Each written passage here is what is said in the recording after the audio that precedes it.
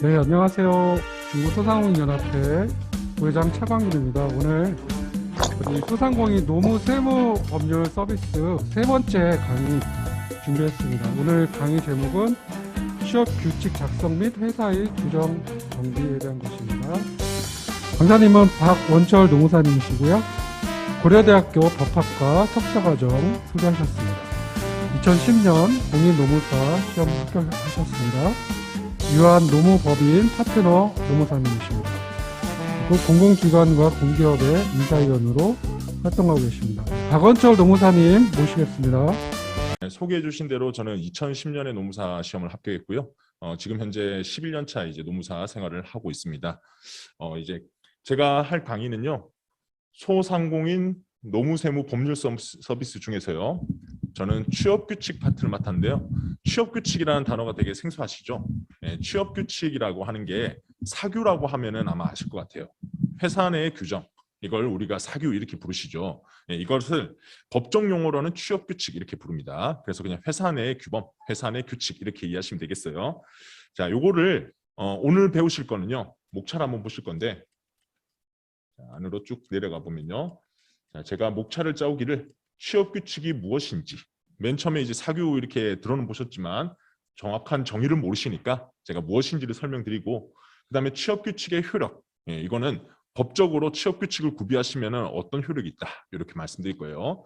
세 번째는 취업규칙 작성 방법인데요.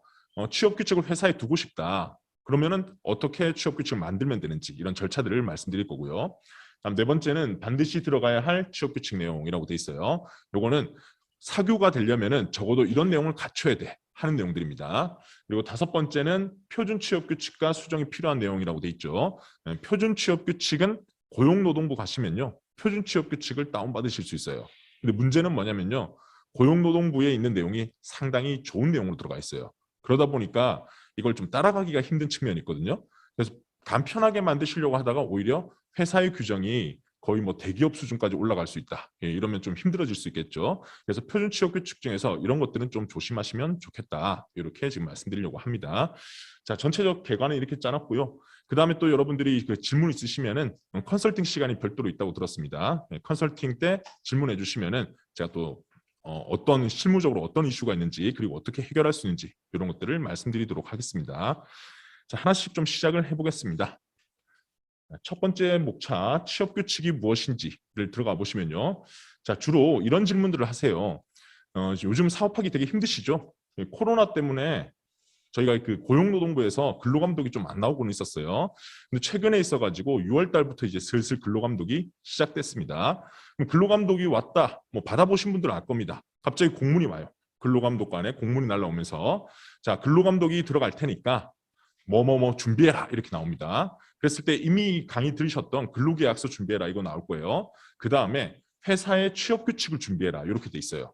이게 바로 아까 말씀드린 사규고 이 취업규칙이라는 것이고 그 외에 또 뭐 근로자에 관한 것들 뭐 근로자 명부라든지 근로시간이라든지 아니면 임금 명세서라든지 이런 것들 준비해라 이런 것들 받으실 겁니다. 자, 그 중에 하나의 취업규칙이고요. 제가 이제 질문 받았던 거 내용으로 이제 구성을 해봤어요.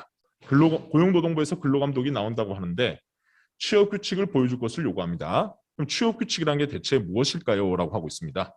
알면은 대응할 수 있겠죠. 취업규칙은 뭔데 우리는 없습니다. 내지는 우리는 있는데 이 정도 규정했습니다. 이렇게 말씀드릴 수 있겠죠. 근데 모르시면 어버버 하시게 되겠죠.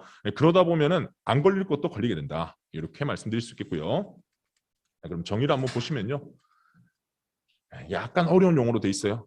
그래도 법적인 용어니까 조금 이해를 해주시고요. 자, 시작해보면 사업장 내 다수 종업원들의 개별적 근로관계를 통일적으로 처리하기 위해서 근로자가 사업장에서 지켜야 될 복무규율이나 임금 근로시간, 기타 근로조건에 세부적인 항목을 두어서 규정하고 있는 것이다. 사용자에 의해서 일방적 작성되고 근로자에게 집단적 획일적 적용되는 규칙이다라고 돼 있죠. 이게 제가 하나씩 좀 뜯어서 말씀드려 볼게요. 제일 마지막 줄에 규칙이라고 돼 있는 거 보시죠? 이걸 사규라고 말하는 거예요. 그럼 사규 안에 들어가는 내용들이 어떤 게 있느냐? 세 번째 줄 보시면요. 복무규율. 몇 분부터 우리 회사는 지각으로 처리한다.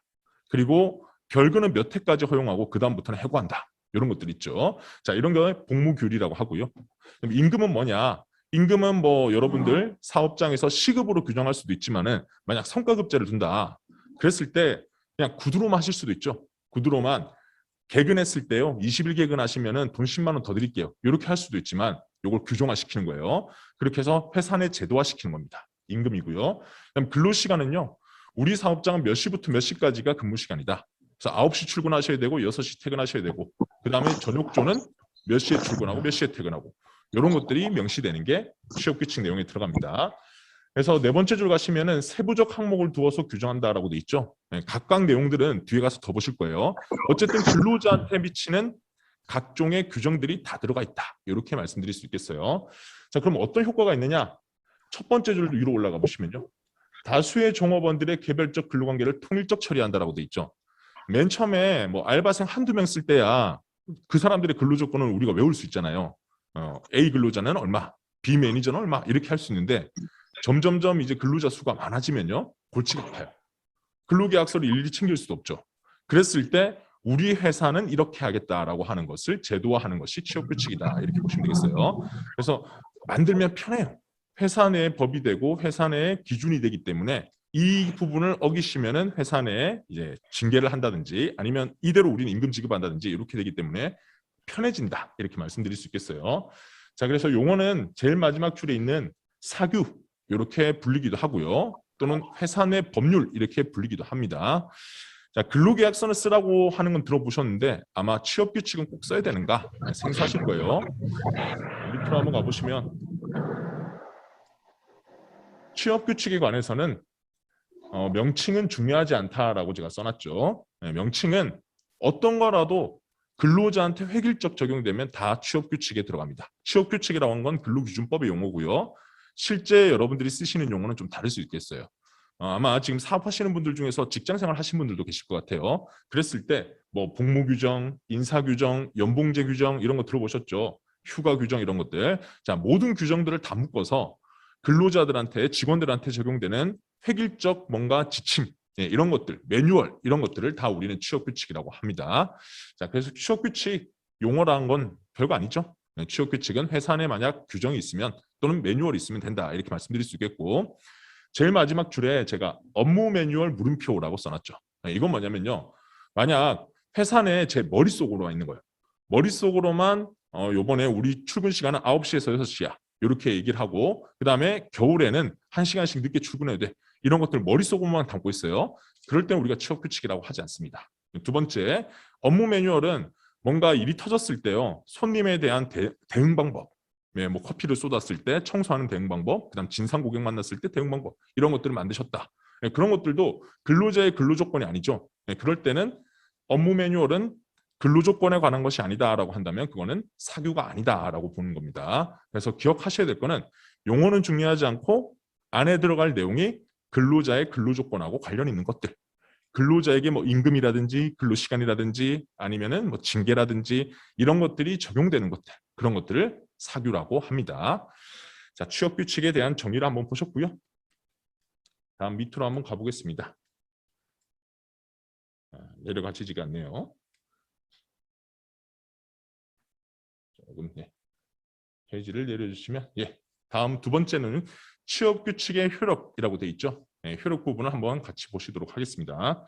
자, 효력도 조금 내려주십시오. 자, 이것도 질문이 들어왔던 겁니다. 취업규칙이 있으면 어떠한 법적 효력이 있을까요? 라는 질문을 받았습니다. 자, 취업규칙을 만약 만드셨어요? 그렇다면 사규를 만들어 놓고 근로자가 안 따를 수도 있겠고 뭐 회사가 안 지킬 수도 있겠죠. 저는 지금 근로자가 안 따를 때 이걸 가지고 말씀드릴 겁니다. 자, 사규를 따르지 않으면 어떻게 되나요? 라고 질문이 들어왔고요. 자, 밑으로 한번 내려주시면요. 자, 법 얘기를 좀 드릴 수밖에 없겠어요. 조금 이제 힘드실 텐데 제가 최대한 쉽게 말씀드리겠습니다. 근로기준법 제5조를 보시면요. 근로조건의 준수라는 법조문이 있습니다. 안에 보시면 근로자와 사용자는 각자가 단체백은 그냥 넘기셔도 돼요. 뒤에 있는 취업규칙과 근로계약을 지키고 성실하게 이행할 의무가 있다라고 돼 있죠.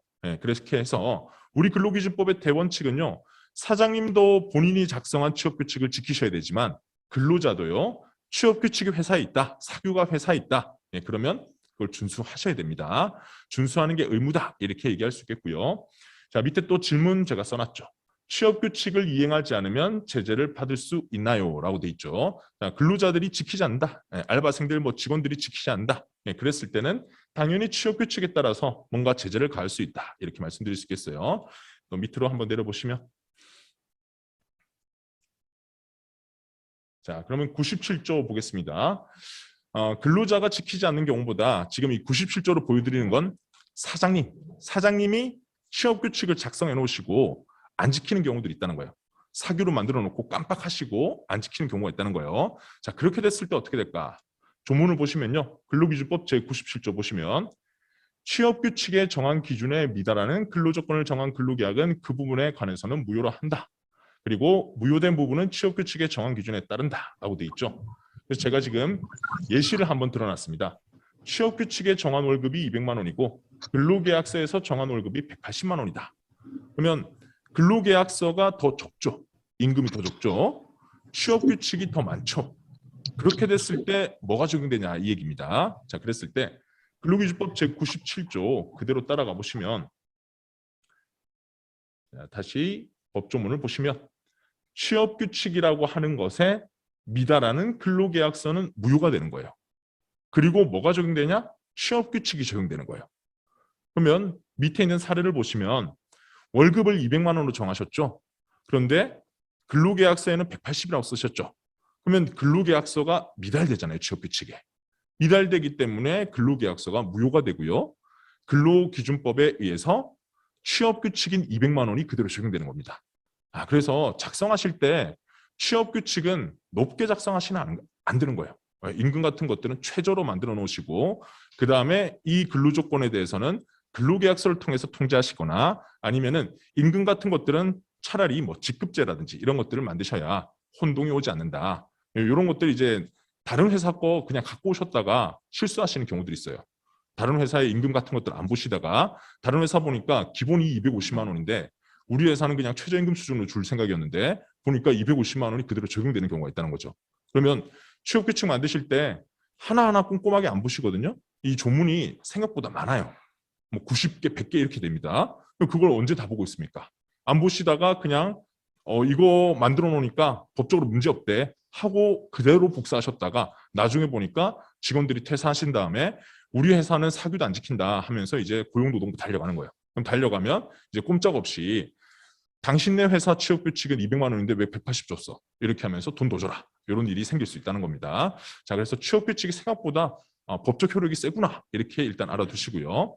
자, 또 밑으로 한번 내려보시면요. 자, 이렇게 해서 취업규칙의 효력에 대한 부분을 말씀을 드렸고요. 세 번째로 넘어가시면은 취업규칙을 어떻게 하면 만들 수 있을까?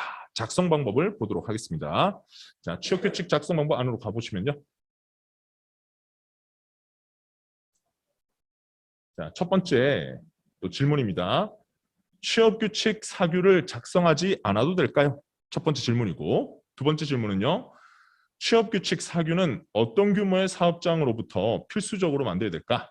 세 번째는 취업규칙을 작성하려는데 절차는 어떻게 되나요? 라고 돼 있죠. 네, 이제 본격적으로 세세한 내용으로 들어가시는 겁니다. 그럼 첫 번째 질문부터 한번 들어가 보실게요. 밑으로 가보시면 자, 일단 벌칙부터 말씀드릴게요. 벌칙이 있고 우리 근로기준법은 생각보다 벌금이나 징역형이 세도록 돼 있어요. 임금 같은 것도 지키지 않으면요. 실제로 형사처벌은 2년 이하 징역 2천만 원 이하 벌금 이렇게 돼 있고요. 근로계약서 시간도 아마 보셨을 겁니다. 500만 원 이하 벌금 이렇게 들으셨죠. 네, 그 정도로 우리 회사의 취업규칙은 생각보다 우리 회사의 근로기준법은 우리나라의 근로기준법은 생각보다 벌칙이 세다 이렇게 말씀드릴 수 있겠고요. 취업규칙은 근로기준법 제116조 보시면요. 500만 원 이하 과태료라고 돼 있죠. 그리고 관련되는 법조문은 93조라고 돼 있습니다. 근로기준법 제93조에서 취업규칙을 무조건 만들어라 라고 돼 있어요. 만들고 안 만들었을 때 걸리면 500만 원 이하 과태료다 이렇게 되어 있습니다. 물론 이제 이게 횟수나 얼마나 안 적었는지 이런 것들에 따라서 과태료는 달라져요. 하지만 벌칙이 있다라고 말씀드리고요. 작성 안 해가지고 이 생돈 나가면 되게 아깝잖아요. 작성 의무가 있다 이렇게 말씀을 드리고요. 밑으로 한번 가보시면 취업규칙 사교는 어떤 규모의 사업장으로 필수적으로 만들어야 되나요? 라고 돼 있죠. 밑으로 한번 또 가보시면요. 자, 여기서부터 이제 혼란이 오실 거예요. 근로기준법 제93조를 보면 아까 취업 규칙을 만들지 않으면 제가 벌칙이 있다라고 말씀드렸죠. 그 벌칙에 대한 게 이 93조였습니다. 보시면 상시 10명 이상의 근로자를 사용하는 사용자는 다음 각호 사항에 관해서 취업 규칙을 작성해서 노동부 장관에게 신고를 해야 된다. 그리고 변경하는 경우에도 또한 같다. 이렇게 돼 있죠. 자, 일단 10명 이상 알바생 쓰신다 또는 직원을 쓰신다. 그러면은 아까 보셨던 그 500만 원 이하 과태료 바로 적용되는 거예요. 회사에 없다? 바로 만드셔야 됩니다. 바로 만드셔야 되고 근로감독이 언제 나올지 모릅니다. 나오면은 왜 미작성하셨어요? 하고 바로 잡아냅니다. 그러면요. 여기서 이제 우리 회사는 10명 아니야. 우리 사업장은 소규모이기 때문에 10명 아니야. 이렇게 생각하시는데 이때 10명을 산정하는 기준을 좀 아셔야 되는 거예요. 10명 산정하는 기준은 오전조에 3분 쓰셨죠. 그리고 저녁조에 오후조 3명 쓰고 저녁조에 4명 쓰시잖아요. 그러면 사업장에서 쓰는 근로자 수는 10명이 되는 거예요. 한 시간에 있는 그 순간의 근로자로 우리 회사의 사업장 근로자 수를 산정하는 게 아니고요. 우리 회사에 하루 동안 쓰는 인원수 전체를 얘기하는 겁니다. 그러면 또 이제 궁금하신 게 혹시 그러면 8시간짜리 근로자도 있고 그다음에 한 2시간짜리 근로자도 있고 이렇게 시간이 왔다 갔다 하는 애들 쓴다. 뭐 일용직도 좀 쓰고요. 그럴 때는 어떻게 되냐 이렇게 물어보세요. 자, 그런 사람도 다 합산이 됩니다. 그러니 알바생, 뭐 단기 근로자, 일용직 뭐 그런 사람들, 그다음 시간을 달리하는 사람들 다 합산하는 개념이다 이렇게 보시면 되겠어요. 생각보다 영업 시간이 긴 사업장 같은 경우에는 알바생 돌아가면서 쓰시잖아요. 그러다 보면 10명 걸리는 경우들이 많이 있습니다. 그래서 이거 하나 주의하셔야 되고 두 번째는요. 또 이 상시 10명의 근로자를 산정할 때요. 날마다 왔다 갔다 하시는 분들 있죠. 10명 넘을 때도 있고 아닐 때도 있고 뭐 주말 같은 경우에는 많이 쓰기도 한다. 이렇게 해서 왔다 갔다 할 때는 어떻게 되냐 물어보시는데 그때는 평균적으로 계산을 해요. 요거는 산식은 제가 뭐 세세하게 알려드릴 수는 없지만은 얼마나 10명 이상을 더 많이 쓰는지를 생각하시면 될 것 같아요. 쉽게 말씀드리면 월화수목 4번 정도를 10명 쓰셨다. 그럼 나머지 3일은 10명 안 썼다. 그러면은 평균적으로 10명 넘는다. 이렇게 생각하시면 되겠습니다. 그러면 10명 이상이면 꼭 써야 되고 취업규칙 만들어야 되고 10명 미만이면 안 만들어도 되느냐 이렇게 얘기하시는데요. 요거는 만들어두면 편해요. 제가 미리 말씀을 드리는데 취업규칙이라고 하는 게 10명 미만이면 안 만들어도 되는데 우리 회사가 언제 커질지 모르죠. 커졌을 때 그때 10명 넘어버리면 그때는 과태료가 나옵니다. 과태료 아깝잖아요. 그리고 두 번째는요. 회사 내 제도를 미리 설계해 놓는 거예요. 그렇게 해서 회사 내 시스템을 설계를 해두시면요. 나중에 어떤 일이 있을 때도 우리 회사는 이렇게 하는 거야 라고 원칙을 얘기할 수가 있겠죠. 그렇지 않으면은 누구한테는 연차휴가 쓰게 해줬다가 누구한테는 뭐 그만둘 때 사직서 쓰는 거를 뭐 한 달 전에 써라 했다가 어떤 사람한테는 바로 내일 쓰라 했다가 왔다 갔다 하면요. 그러면 알바생들이 다 또 신뢰감이 떨어지겠죠. 그뿐만 아니라 왜 저 사람한테 특혜주냐 이런 얘기가 나오겠죠. 그러면 예전에 그 사람은 예뻤으니까 아니면 그때는 원칙이 없었으니까 그러니까 그때는 해줬던 거고 지금 와서는 이 사람은 별로 마음에 안 들어. 그러면 또 원칙이 달라질 수 있겠죠. 그러다 보면 이제 회사의 운영이라는 게 굉장히 힘들어진다. 그러면 제도를 만들어두는 게 편하지 않겠냐 이렇게 말씀드린 거예요. 제도를 만들어두면 10명 미만이라 하더라도 취업규칙은 효력이 발생할 수 있다. 이렇게 말씀을 드리고요. 자, 그렇게 해서 10명 얘기를 지금 드렸어요. 10명 얘기에 대해서는 여러분들의 근무 시간대가 오전, 오후, 저녁 이렇게 알바생 쓰면 다 합산하는 개념이다. 이렇게 말씀드렸고 그다음에 날짜별로 왔다 갔다 할 때도 평균적 계산한다. 이렇게 말씀드렸어요. 자, 그래서 일단 10명 이상이면 필수, 10명 미만이다 하시면 만들면 좋다. 이렇게 말씀을 드리고요. 10명 미만이면 또 만들면 좋은 이유 지금 미리 좀 말씀드려보면요. 처음 만들 때는 되게 쉬워요. 처음 만들 때는 직원들의 그냥 의견만 들으면 돼요. 근데 나중에 만드실 때 있잖아요. 나중에 만들었던 내용이 다른 회사 거 그냥 복사 붙여넣기 하다 보니까 우리 회사에 맞지 않아요. 바꿔야 되잖아요. 바꿔야 되는데 나쁘게 바꾸잖아요. 그러면 이걸 우리 법정 용어로는 취업규칙 불이익 변경이라고 합니다. 그때는 의견 청취가 아니라 동의를 받아야 돼요. 동의를 받아야 되는데 직원들이 나빠지는 걸 동의하지가 않겠죠. 그러다 보니까 좋아진 근로조건대로 가야 되는 거예요. 그럼 회사는 지킬 수가 없는데 이 좋은 조건을 어떻게 바꿔? 라고 하시는 거죠. 그래서 미리미리 준비하시는 게 좋다. 이렇게 말씀드릴 수 있겠어요. 지금 얘기 드렸던 거에 10명 이상의 회사가 필수고 10명 미만도 만들면 좋은 이유. 이렇게 한번 말씀드린 겁니다.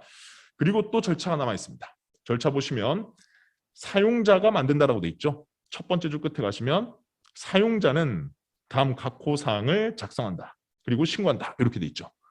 사용자가 만든다는 얘기는 사장님 만드시면 돼요. 뭐 어떤 표준이 있는 거냐 아니면은 뭐 근로자들의 요구 사항을 반영해야 되는 거냐 그런 거 아니에요.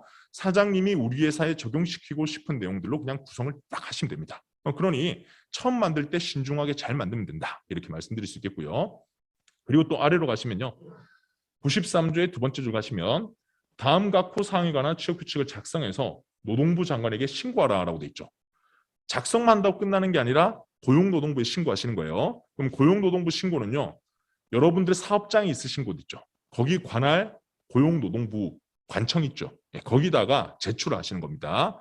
제출하시는 방법은 우편으로 그냥 보내셔도 돼요. 우편 보내셔도 되고 아니면 인터넷이 편하다 하시면 인터넷으로 접수하셔도 돼요. 근데 접수하고 난 다음에는 어떤 절차가 있냐면요. 신고를 받은 다음에 근로감독관이라고 하는 공무원들이 여러분들의 사규를 쳐다봅니다. 쳐다보면서 법상에 있는 내용보다 뭐 떨어진다거나 아니면 법을 안 지킨다거나 그런 내용이 있으면은 이거 지키세요 하고 얘기가 나옵니다. 그렇게 해서 요거에 대해서 수정을 해가지고 다시 신고를 하셔야 될 수가 있습니다. 다소 좀 복잡하지만은 그렇게 해야 이제 법을 준수한다라고 보기 때문에 그런 절차가 남아있다라고 말씀드립니다. 그럼 여기서 또 질문 나오실 수 있겠죠. 고용노동부 장관에 신고는 하지 않고 사규만 만들면 어떻게 될까요? 이렇게 물어보실 수 있어요. 그러면 지나가 버렸는데 앞선 조문에 뭐가 있었냐면 작성을 안 하는 것도 과태료였어요. 근데 신고를 안 하는 것도 과태료입니다. 그러다 보니까 작성하시고 신고까지 다 해주셔야 된다. 이렇게 말씀드릴 수가 있겠어요. 자, 또 밑에 가시면 제일 마지막 줄 이를 변경하는 경우에도 또한 같다라고 돼 있죠. 이건 무슨 얘기일까? 취업규칙이라고 사규라고 하는 거를 만들었다가 계속 가져가진 않겠죠. 법도 바뀌고 뭐 사람도 바뀌고 옛날에 있었던 거를 이제 와서 보니까 현실에 맞지 않네. 바꿔야 되겠다. 이렇게 생각하실 수 있겠죠. 그러면 바꿀 때마다 어떻게 하냐? 노동부 장관한테 신고를 계속 하는 거다. 이렇게 말씀드립니다. 요거는 날짜가 언제까지 해야 되냐 그런 건 없어요. 근데 최대한 서둘러서 해주셔야 된다. 만들어진데 6개월 지났는데 이제서 와서 신고했다. 그러면은 또 만들어 놓고 변경 안 했으니까 근로감독 나왔을 때 왜 안 하셨냐? 이런 것들 또 지적을 받을 수가 있습니다. 근로감독이 언제 나오냐 이렇게 물어보시는데요. 그 사업장에 대해서 약간 특성화를 가지고 감독을 합니다. 예를 들면요. 요번에 회사들마다 이슈가 있었어요. 예를 들면 유치원에서 뭔가 이슈가 터졌다. 그럼 유치원 사업장들이 가는 거예요. 전국에 있는 사업장을 한 번에 갈 수가 없잖아요. 그러면 요번에는 뭐 음식점에서 뭔가 위생 문제라든지 이런 것들이 터졌다. 그럼 또 음식점 위주로 단속을 한 거예요. 그러다 보니까 재수 없으면 걸린다 이렇게 얘기를 하시는데 그때그때마다 이제 간 다음에는 최선을 다해 감독을 합니다. 뭐라도 잡기 위해서 노력을 하거든요. 그럼 잡아내고 나면은 이제 위반 사업장이 되잖아요. 위반 사업장이 되면은 약간 이제 블랙리스트에 올라갔다 이렇게 생각하시면 되겠어요. 그럼 그 사업장은 다음번에도 한 번 더 나와가지고 그 궤도를 지키고 있는지 이제는 법을 준수하고 있는지 이렇게 나오신다라고 보시면 되겠어요. 처음에 잘 구별해놓으면 되게 편합니다. 근데 처음부터 약간 우리 사업장은 법을 잘 몰라요. 좀 미비한 게 많습니다. 이렇게 인정하시면은 그러면 약간 단골 사업장이 될 수 있다. 나쁘게 얘기하면 이렇게 말씀드릴 수 있겠습니다. 자, 밑에 한번 가보시면요. 제가 또 부연 설명을 해놨어요. 근로자가 상시 10명 이상 사용하는 사업장, 상시 근로자 수 산정은 시간대별 근무하는 인원을 모두 포함한다. 강조드리려고 한 거예요. 아까도 말씀드렸죠. 요거를 많이들 망각하세요. 오전에 3명, 오후에 3명, 저녁에 4명. 그러면 우리 회사는 3명에서 4명 쓴다. 아닙니다. 그리고 아르바이트, 일용직, 정직원을 구분하지 않습니다. 라고 돼 있죠. 그래서 여러분들이 일용직으로 뭐 인력 소개서에서 1명 오늘 받았어. 근데 내일은 이 사람 안 올 거야. 그런 사람도 포함됩니다. 또 질문하시는 게 그러면 가족이랑 같이 하는데 어떻게 되냐 이렇게 물어보세요. 가족만 같이 할 때는 문제가 없어요. 그때는 근로기준법 적용 대상에서 제외가 됩니다. 근데 가족 플러스 알바생을 쓰시잖아요. 그럼 그 가족도 직원에 포함돼요. 그러면 사장님 본인 빼고요. 직원들 수의 가족까지 포함이 되니까 생각보다 10명이 쉽게 넘더라. 제가 아는 그 편의점 하시는 분이신데 편의점 하시는 분이 편의점이 좀 잘 됐어요. 그래서 직원이 3명 정도 쓰시더라고요. 근데 이 3명이 24시간 돌다 보니까 자녀 뭐 부인까지 다 합쳐서 총 12분을 쓰시더라고요. 888 이렇게 해서 쓰시고 그다음 주말엔 더 쓰시고 이렇게 하다 보니까 그 사업장도 편의점인데도 불구하고 사규로 만들어야 되는 거예요. 억울하시겠죠. 편의점이 무슨 사규냐 이렇게 하시겠지만은 그래도 우리 근로기준법은 사업장 규모를 가지고 또는 사업장의 성격, 뭐 편의점 만들지 마세요. 주유소는 만들지 마세요. 이렇게 하지 않는다는 거죠. 10명 이상이면 무조건 만들어라. 이렇게 얘기하고 있습니다. 자, 다음 한번 내려가 보시면요. 조금 설명드렸던 내용입니다. 상시 근로자 10명 미만이면 취업규칙을 사규를 작성하지 않아도 되는 것인지 안에 밑으로 가보시면요. 자, 그리고 취업규칙 사규를 작성하려는데 절차는 어떻게 되는지라고 되어 있고요. 또 내려가 보시고요. 자, 요 두 질문에 대한 답변이 요 94조에 대해서 쭉 설명이 되는 겁니다. 같이 한번 들어가 보시면 첫 번째 질문이 10명 미만이면은 만들지 않아도 되냐 요거였죠. 제가 조금 말씀드렸어요. 근데 이제 확실히 보여드리는 거예요. 10명 미만일 때 안 만들어도 되지만 만들면 좋다. 근데 제가 처음에 만들 땐 편하지만 나중에 만들 때는 힘들다 이렇게 말씀드렸죠. 그 내용이 여기 94조에 있는 겁니다. 어디를 보시면 되냐면요. 자, 94조 안에 보시면 여기서 하나, 둘, 셋, 넷, 다섯 번째 줄 보이시죠? 다만 여기를 보시면 취업규칙을 근로자에게 불리하게 변경하는 경우에는 동의를 받아라 라고 돼 있죠. 네, 처음 만들 때 아무것도 모르고 그냥 쉽게 만드신단 말이죠. 근데 만들었다가 이제 현실에 맞지 않으니까 바꿀 때 되면 어떻게 되느냐? 동의를 받아야 돼요. 그러니까 처음 만들 때 오히려 인원수 적을 때 그때 만드시는 게 편하다. 그리고 만들고 난 다음에는 그 다음 바꿀 때도요. 근로자 수가 많으면 많을수록 이 과반수 동의거든요. 동의받기가 쉽지 않더라. 네, 그래서 이런 내용들을 처음 만들 때 쉽게 만드시는 때 10명 미만일 때도 만들어 두시는 게 편하다. 이렇게 말씀드린 겁니다. 자, 이 부분 한번 말씀드렸고 그다음에 이제 작성 내용 한번 보겠습니다. 94조 내용을 보면 취업규칙의 작성 변경 절차라고 돼 있죠. 네, 그러면 1항부터 한번 들어가 볼게요. 사용자는 취업규칙 작성 또는 변경에 관해서 해당 사업 또는 사업장 근로자 과반수로 조직된 노동조합이 있으면 노동조합, 근로자 과반수로 조직된 노동조합이 없으면 근로자 과반수 의견을 들어라 라고 돼 있죠. 어차피 노동조합들 있으신 사업장보다는 없는 사업장이 제가 많다고 들었어요. 자, 노동조합이 없다라고 하면 더 이제 불편하긴 해요. 어떻게 만들어야 되냐? 사규를 만드실 때 최초로 만드실 때 근로자들의 의견을 들어야 됩니다. 그럼 의견 들을 때는요. 한 명 한 명한테 의견을 듣는 게 원칙은 아니고요. 원칙은 다 모아서요. 직원들한테 자, 이렇게 우리 회사가 사규를 만든다. 보여주고 여기에 대해서 여러분들의 생각을 적으세요. 이렇게 하는 겁니다. 그걸 첨부해가지고 노동부에다가 신고를 하는 겁니다. 그래서 준비물이 노동부에 들어갈 때 준비물이 세 가지예요. 첫 번째는 사규. 두 번째는 의견을 들었다라고 하는 종이 한 장. 직원들의 의견을 들었다. 그리고 세 번째는 여기에 대해서 언제부터 우리가 취업규칙을 적용시키겠다라고 하는 거 신고서 이렇게 해서 세 장을 구비해서 노동부에 가져가시는 겁니다. 자, 그랬을 때 이제 의견 듣는다라고 했는데 근로자 과반수의 의견이잖아요. 그러니까 직원들 이름 쓰고요. 그 다음에 나는 어떤 생각 가진다라는 것들을 쓰시는 거예요. 그래서 저는 좋아요, 싫어요 이런 얘기들이 나오겠죠. 그런 내용들을 다 기재하셔가지고 첨부를 하는 겁니다. 그러면 의견 듣는 것과 아래도 읽어보겠습니다. 다만 취업규칙을 근로자에게 불리하게 변경할 때는 동의를 받아라 라고 돼 있죠. 그래서 최초로 만들 때는 의견 청취, 그리고 근로자한테 유리하게 바꿀 때도 의견 청취, 근데 불리하게 변경할 때는 동의, 이렇게 되는 겁니다. 그럼 불리한지 아닌지는 어떻게 판단하냐 이렇게 물어보실 수 있겠죠. 불리한지 아닌지는요. 근로자가 기존보다 어쨌든 다운되는 게 있으면 불리해져요. 기존보다 다운되는 게 있으면 뭐가 있을까? 사례 한번 말씀드려 볼게요. 자, 우리 회사가 원래 정년이 없었어요. 그 전에 뭐 취업 규칙도 없으니까 근로계약서에도 우리가 정년 이런 거 안 넣었어요. 그래서 연령이 많으신 분들 이런 분들도 회사를 다녔어요. 그런데 취업 규칙을 이제 만들면서 정년을 65세로 정했어요. 기존에는 70세, 뭐 68세 이런 분도 고용이 되셨는데 이제 정년이 65세가 됐잖아요. 그럼 그런 분들이 이제 못 다니시게 되잖아요.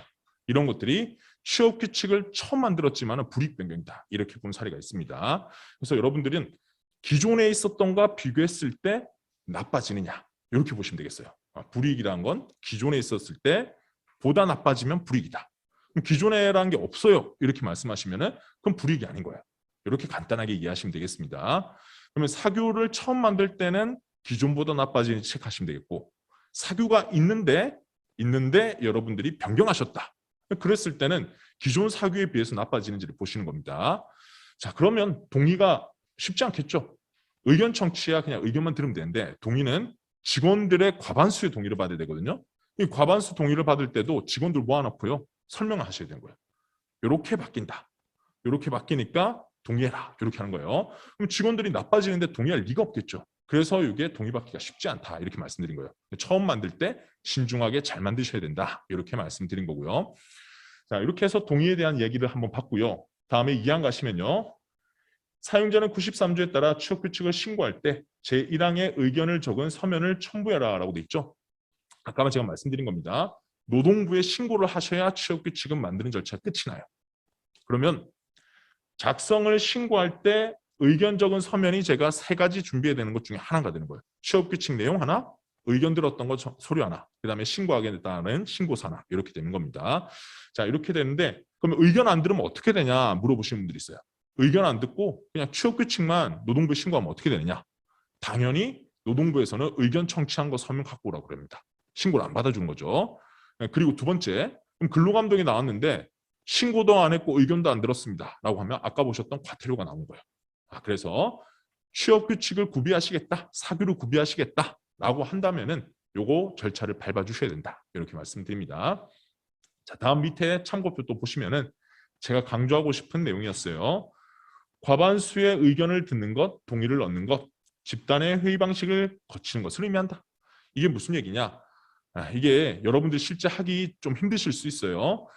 집단의 회의 방식이라고 하기 때문에 지금 법조문 보시면은 두 번째 줄 보셔도 과반수 조직된 노동조합이 있을 때는 노동조합을 없는 회사는 근로자 과반수 조직된 노동조합이 없을 때는 근로자 과반수라고 돼 있죠. 그래서 착각하시는 게 한 명 한 명 한 명한테 의견 들어가지고 우리 회사의 직원이 10명이다. 그러면 6명한테 의견 들으면 되는 거 아니냐? 한 명 한 명 한 명 이렇게. 그게 아니라는 겁니다. 10명이든 아니면 5명이든 어쨌든 일부 근로자들 집단을 만드셔야 돼요. 집단 만들고 너네끼리 한번 얘기해봐.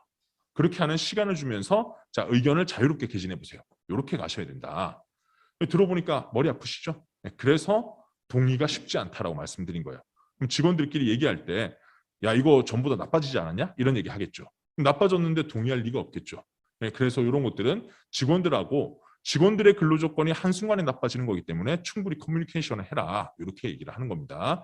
그렇게 해서 이제 설득을 하셔가지고 바꿔야 되는데 그냥 불리하게만 바꾸면은 그게 통과가 잘 안 돼요. 그래서 이제 큰 회사들이 쓰는 전략이 좋은 게 있으면은 나쁜 것도 있는 거예요. 좋은 것도 하나 해주면서 나빠지는 것도 하나 제시하고 이렇게 했을 때 기존보다 이건 개선되지 않냐 아니면 다음번 약속을 하는 거죠. 이렇게 해서 만들어야 겨우겨우 통과가 되더라 이렇게 말씀드릴 수 있겠어요. 자, 들어보니까 좀 쉽지 않다 이런 생각 드시죠? 자, 밑으로 한번 가보겠습니다. 자, 이렇게 해서 제가 지금 정리를 해놓은 겁니다.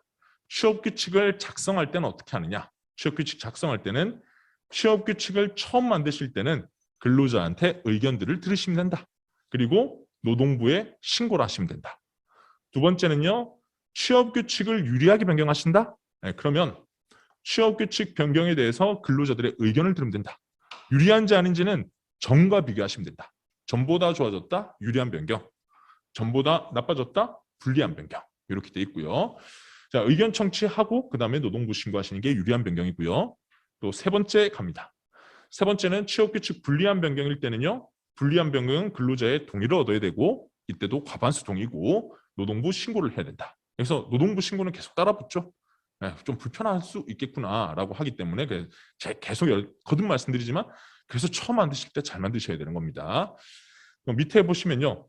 고용노동부 취업규칙 시정 요구가 있는 경우도 있다라고 돼 있죠. 이것도 제가 아까 말씀드렸던 건데 노동부에 신고를 하시면은 접수를 하면 그 관할 담당 근로감독관이 여러분들의 사규를 적용을 받습니다. 접수를 받습니다. 그런 다음에 어떻게 하느냐? 하나하나 뜯어봐요.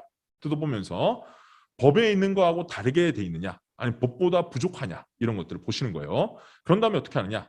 회사에다가 다시 공문을 보냅니다. 요거는 법에 미달되니까 수정해서 갖고 오세요. 이렇게 합니다. 그러면 수정을 해서 갖다 줘야 그래야 반려가 안 돼요.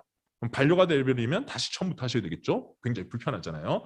그래서 지시를 받으시면 시정 지시 받으시면은 빨리빨리 바꿔주셔야 된다. 이렇게 얘기를 하는 거죠. 이런 절차들이 이제 복잡하니까 대리인들이 있는 거고요. 자, 밑으로 또 내려가 보겠습니다. 자, 취업규칙 사규를 만들면서 근로자들의 의견을 청취하지 않았다면 문제가 될까요? 고용노동부에 신고하지 않았다면 문제가 될까요? 라고 돼 있죠. 이것도 조금 말씀드렸던 건데 많이들 이렇게 질문하시는 이유가 뭐냐? 제가 주로 만났던 사장님들은 이런 이슈가 있었어요. 갑자기 고용노동부에서 근로감독 나온다고 하는 겁니다. 그렇게 해서 뭐 인터넷 검색을 해보니까 공문에 취업규칙 만들었는지 취업규칙에 대해서 있으면은 제출해라 이렇게 돼 있는 거예요. 그때서야 이제 취업규칙이라는 존재를 아시면서 사규의 존재를 아시면서 인터넷 검색을 해보니까 우리 회사도 만들어야 된다 이런 것들을 아시게 된 거죠. 그러면 동료 있는 사업하시는 분들한테 취업규칙을 얻으세요. 얻으신 다음에 급하게 내용을 바꾸는 거예요. 회사 이름만 바꾸는 거예요. 이름 바꾸다 보면 안에 보니까 그 친구분이 주셨던 그 사업장하고 우리 회사하고 이름이 막 혼용돼 있어요. 그 정도로 급하게 만드셔요. 만들고 난 다음에 이제 고용노동부한테 제출하는 거죠. 근로감독할 때 제출하시는 거죠. 자, 그런데 물어보는 게 이거죠. 요거 의견 청취하셨어요? 신고하셨어요? 이렇게 됩니다. 고용노동부에 그 전산망에 보면요. 취업규칙 접수한 날이 떠 있어요. 그럼 분명히 근로감독 나올 때는 이 사업장에 취업규칙 없는데 하면서 나오셨단 말이죠. 근데 왔는데 갑자기 취업규칙이라고 제시를 하면은 이거 언제 신고하셨냐 이렇게 물어보겠죠. 그러면 이제 그때부터 당황하시는 거죠. 의견 청취도 안 했고 신고도 안 했는데 라고 하면 그러면 벌칙이 적용될 수 있다. 이렇게 얘기를 하는 겁니다. 자, 밑으로 한번 가보시면요. 자, 요거는 이제 벌금도 있고 과태료도 있다. 정확하게 말씀드리려고 하는 거예요. 첫 번째 보면 근로자의 의견 청취 동의라고 돼 있죠. 네. 의견 청취는 아까 기억나시죠? 처음 만들 때. 그 다음에 유리하게 바꿀 때. 그때가 의견 청취였어요. 동의는요. 불리하게 바꿀 때. 그때가 동의였다. 기억나시죠? 자, 이 의견 청취 동의를 하지 않았을 때는 500만 원 이하 벌금이다. 네, 벌금은 형사처벌하는 거죠. 굉장히 세다. 이렇게 말씀드릴 수 있겠고. 두 번째, 노동부 신고만 하지 않았을 때는 500만 원 이하 과태료다.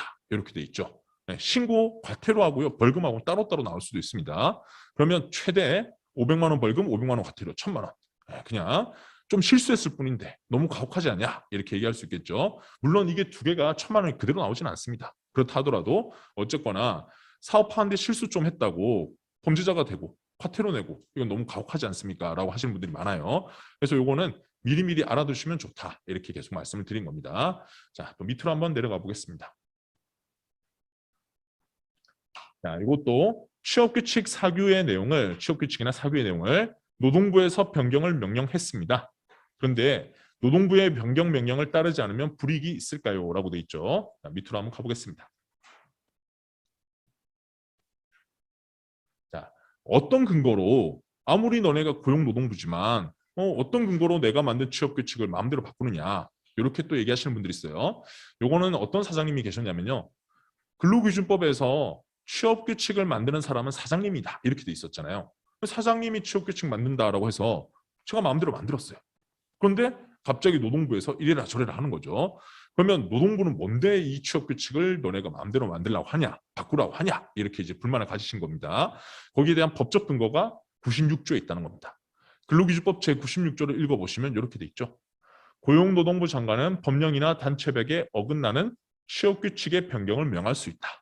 그래서 원래는 장관님이 하시는 건데 장관님의 업무를 근로감독관들이 하시는 거죠. 그래서 고용노동부에 가시면 고용노동부에 여러분들이 아마 두 군데 보셨을 거예요. 고용센터라는 곳이 있죠.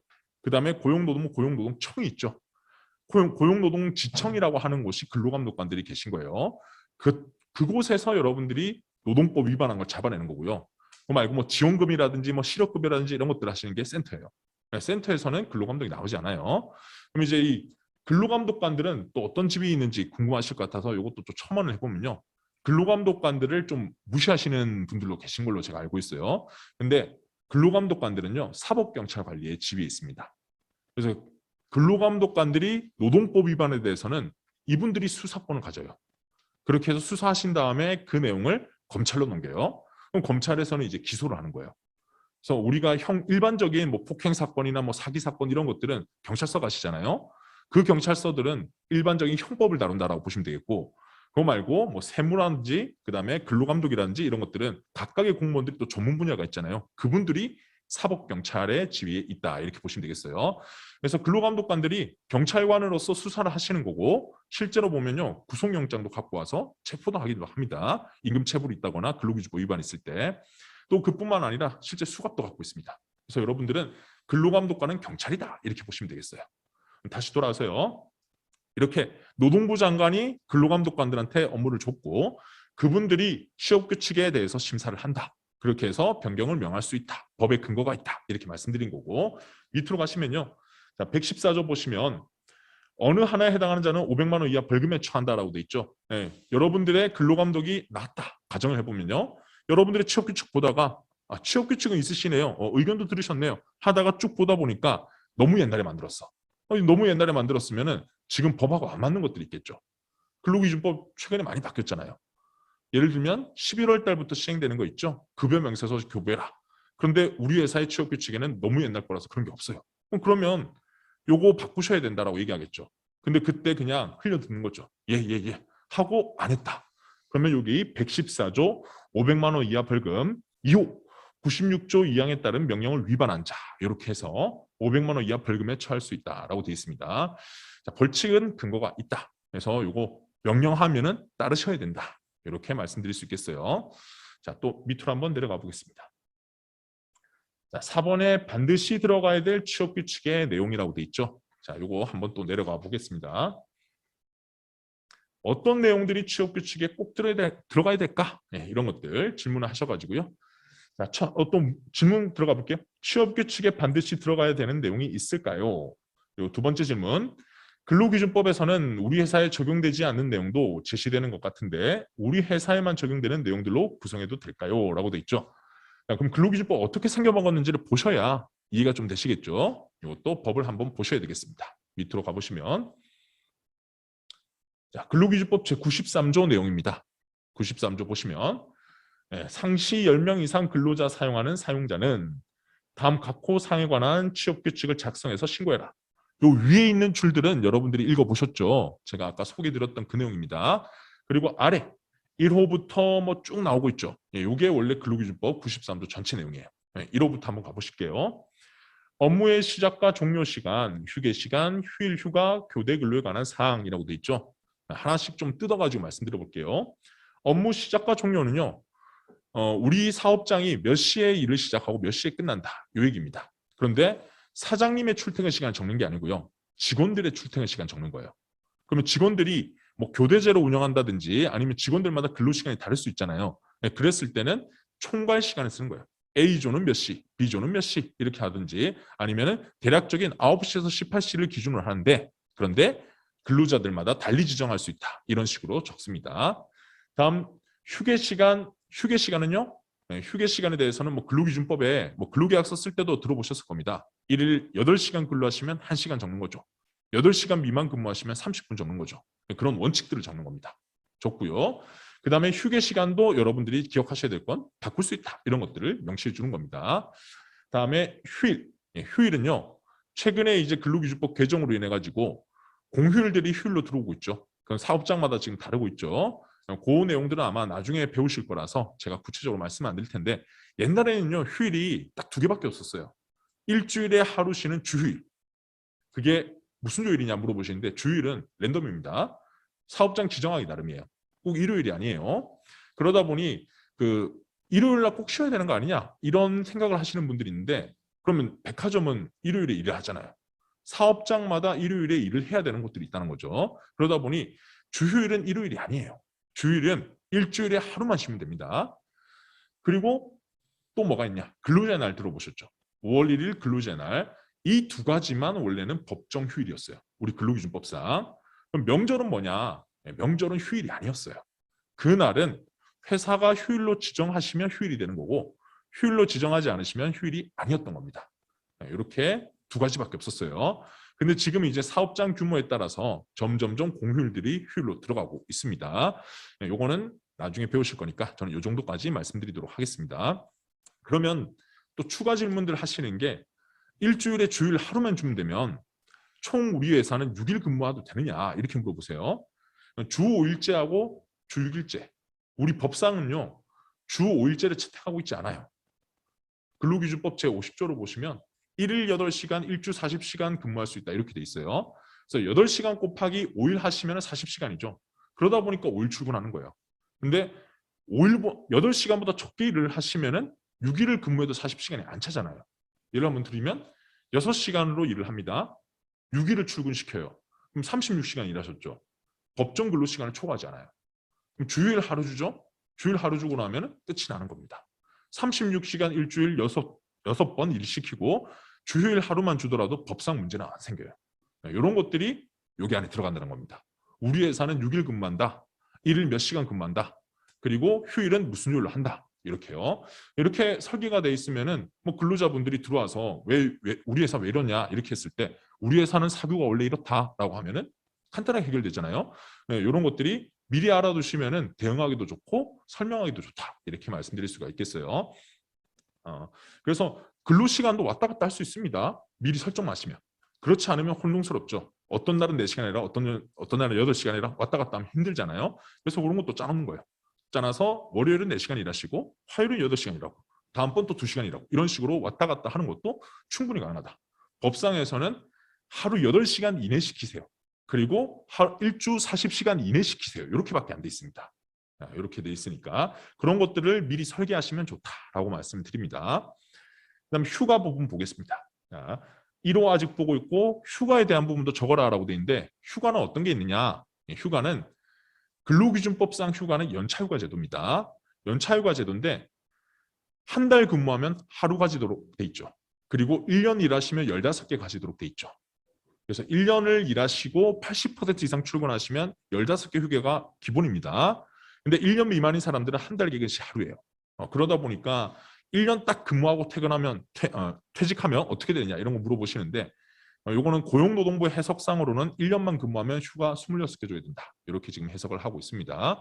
그리고 요 휴가에 대해서는 사업장마다 또 달라집니다. 만약 근로자를 1일 4명 미만으로 쓰시는 분들 있죠. 그런 사업장은 연차휴가 안 줘도 돼요. 근데 5명 이상 쓰시는 곳이다라고 한다면 그때는 휴가가 적용돼야 됩니다. 그래서 이런 것도 미리 이제 설계를 해놓는 거죠. 우리 회사가 아직까지 규모가 적다라고 한다면 4인 이하 사업장이니까 우리 회사는 연차휴가 부여하지 않을게. 그리고 만약 근로기준법에 따라서 휴가를 줘야 된다면 그때 줄게. 이렇게 얘기할 수도 있겠죠. 근데 우리 회사가 이미 10명 이상이다. 그러면은 연차휴가 그대로 줘야 되겠죠. 근로기준법대로 준다. 이런 것들 넣어두는 겁니다. 그래서 휴가 운영도 굉장히 어려워하시는 분들이 있는데 일단 체크해야 될 건 회사의 사업장 규모를 봐라. 그다음 두 번째는요. 휴가에 대한 부여 기준은 근로기준법은 1일 휴가, 한 달 개근 시 하루. 그다음에 1년을 출근을 80% 했을 때 나오는 휴가. 이렇게 두 가지가 있다. 그런 것들이 들어간다. 이렇게 말씀드릴 수 있겠어요. 근데 개근에 대해서 또 질문하시는 분들이 있어서 제가 또 한번 첨언을 해볼게요. 개근이 뭐냐 이렇게 물어보시는데 개근하고 만근은 달라요. 만근은 근무 시간을 다 채우는 걸 얘기합니다. 개근은요. 근무 일수를 채우는 걸 얘기해요. 그래서 한자가 다르죠. 만자는 가득 찰 만자, 개자는 모두 개자 이렇게 써요. 그럼 예를 한번 극단적으로 들어보면요. 1일 8시간 근무를 하세요. 그런데 월화수목 금 출근을 하세요. 근데 이분이 월요일 날 출근했다가 배가 아파서 4시간만 일하고 퇴근하셨어요. 그 다음에 수요일은 연차휴가를 썼어요. 이럴 경우에 있어가지고 월요일은 4시간 근무, 화요일은 8시간 근무, 수요일은 휴가, 목금은 정상 출근. 이분의 일주는 개근인가요? 이렇게 물어보는 거죠. 네, 개근입니다. 개근은 휴가 쓴 날은 근무일수에서 카운트를 안 하는 거예요. 그럼 나머지만 카운트하면 돼요. 나머지는 월, 화, 목금이죠. 월화, 목금 중에서 4시간 일했지만은 그날 출근한 거잖아요. 그러니까 그건 개근으로 들어가는 겁니다. 그렇게 해서 한 달을 보시면 돼요. 한 달은 그 사람이 최초 입사한 때부터 한 달을 보시면 되고 그 날짜 중에서 근무 시간이 아니라 출근만 다 모두 했으면은 그럼 개근이다. 이렇게 하시면 됩니다. 자, 이런 것들도 이제 복잡한데 미리 써두시면 좋다. 이렇게 말씀드리고요. 근데 1호에 보니까 색깔이 주황색인 게 있고 하얀색인 게 있죠. 하얀색인 거는 꼭 안 하셔도 되는 거예요. 주황색인 것들은 꼭 들어가야 되는 거예요. 하얀색은 안 들어가도 되는 겁니다. 교대 근로를 하는 사업장도 있고 안 하는 사업장도 있잖아요. 교대 근로를 하면 뭐 당비 이렇게 돌아간다든지 아니면 오전, 오후조, 저녁조 이렇게 해서 근무조가 달라지는 경우 그런 것들은 집어넣으시고요. 아니면 없다라고 한다면 그냥 출퇴근 시간만 적으시면 됩니다. 근데 이 교대제도 만약 앞으로 운영할 생각이 있으시다 하면은 미리 적어두는 걸 추천을 드립니다. 왜냐하면 교대제 근로자가 원래 없다가 교대제를 시행하잖아요. 그러면 우리 행정에서군요, 고용노동부 행정에서군요, 이거 근로조건 불이익 변경이라 봐요. 그 근로자들의 동의를 얻으라라고 하는데, 써보셨죠? 동의 받으려면 또 과반수 근로자 모아서 거기서 설명하고, 그 다음에 근로자들한테 불리하지만 그래도 좀 통과시켜달라 이렇게 얘기하셔야 되는데 쉽지 않을 수 있다, 이렇게 말씀드릴 수 있겠어요. 자, 2호까지만 보고요, 조금 쉬도록 할게요. 2호 보시면 임금의 결정, 계산, 지급 방법, 임금의 산정 기간, 지급 시기, 승급에 관한 사항 이렇게 돼 있죠. 자, 임금에 대해서는 근로기준법 강의 때도 보셨을 겁니다. 임금의 구성 항목, 계산 방법, 지급 방법. 요거는 근로계약서에 꼭 들어가야 된다, 이렇게 돼 있죠. 취업 규칙도요. 임금, 근로자의 월급을 어떻게 결정할 거냐, 뭐 기본급으로 할 거다, 식대로 할 거다, 이런 것들을 취업 규칙에 명시를 또 해주는 겁니다. 그리고 계산 방법은요. 계산 방법은 대표적인 게 이게 있어요. 결근했을 때 어떻게 처리할 거냐, 30분의 1 이런 식으로 공제할 거냐, 아니면 통상임금으로 해서 계산할 거냐. 직관적으로 볼 때는 한 달 중에 하루 빼면 되잖아요. 근데 그렇게 계산하는 게 아니라 원래 법상으로는 주휴수당도 빼야 되거든요. 하루 결근하면 이틀치 임금 빠지는 겁니다. 알고 계시죠? 알고 계시겠지만 한번 또 얘기해 보면, 주휴수당이란 게 뭐냐, 일주일에 소정근로일을 개근했을 때 나오는 게 주휴수당이잖아요. 그러면 하루 결근을 했다면 주휴수당의 요건이 일주일 개근이 깨졌죠. 깨졌으니까 결근한 날 임금 빠지는 거예요. 그 다음에 주휴수당도 빠지는 거예요. 그래서 한 번 결근하면 적어도 이틀치 날아가요. 그리고 또 추가되는 게 뭐냐, 입사하신 지 아직 1년이 안 되신 분 있죠. 그러면 한 달에 대한 연차휴가도 또 빠져요. 왜? 한 달 개근해야 연차휴가 하나 나오잖아요. 그러니 일석 세 번에 대한 불이익이 있다는 거예요. 한 번 결근하시면 그날 임금, 주휴수당 빠지고 또 월 휴가에 대한 거 빠지고 이렇게 됩니다. 근데 주의하실 거는 제가 입사한 지 1년 안 된 사람 얘기했고요. 입사한 지 1년 넘으신 분들, 이분들은 1년에 80% 이상 출근하면 15개 휴가를 받기 때문에 한 달 개근시 하루 휴가가 발생하지 않습니다. 너무 빨리 말씀드려가지고 혼동스럽다 하시는 분들은 질문하시면 나중에 다시 구체적으로 말씀드릴게요. 다시 돌아가서요. 자, 그럼 임금 계산 방법을 제가 말씀드린 대로 하루 결근하면 하루만 뺄 건지, 아니면 주휴수당까지 같이 뺄 건지, 그리고 30분의 1로 계산할 건지. 왜? 월수가 다르잖아요. 어떤 달은 31일이고 어떤 달은 28일분의 1일이잖아요. 왔다 갔다 하잖아요. 그런 원칙을 정하는 거예요. 그렇게 해서 월 만근 1 빼기 1로 한다, 이런 식으로 규정을 해두시면 나중에 시비가 안 붙겠죠. 이것도 근로자들 중에서는 막 얘기하시는 분들이 있습니다. 28일일 때는 28분의 1 빼면서 31일일 때는 왜 31분의 1 빼냐, 31일로 무조건 해라, 이렇게 막 싸우시거든요. 근데 사규에 이미 딱 적혀 있으면 얘기할 게 없겠죠. 우리 회사 원칙이 이렇다, 이렇게 얘기할 수가 있겠죠. 다음 이제 지급 방법은 말 그대로 어디에 줄 거냐, 현금으로 줄 거냐, 계좌로 입금해 줄 거냐, 이런 문제입니다. 그리고 임금 산정기간, 지급 시기라고 돼 있는데, 산정기간은요, 언제부터 언제까지를 임금의 계산 기간으로 잡을 거냐, 이겁니다.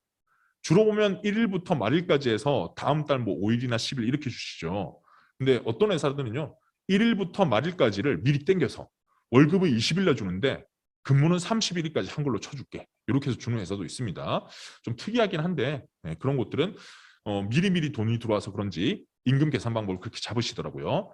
이런 걸 잡아주셔야 나중에 노동법적으로 임금 체불에 대한 문제가 발생했을 때요, 내가 준 돈이 몇 달치 임금이다, 이런 것들을 증빙할 수가 있어요. 그렇지 않으면 근로자는 자기 유리한 대로 막 계산해서 올 때가 있거든요. 그럴 때 내가 준 돈은 1일부터 30일까지 말일까지의 돈 계산해서 준 겁니다, 이렇게 해야 또 분쟁이 없습니다. 그리고 지급 시기라고 돼 있는데, 지급 시기는 날짜 얘기죠.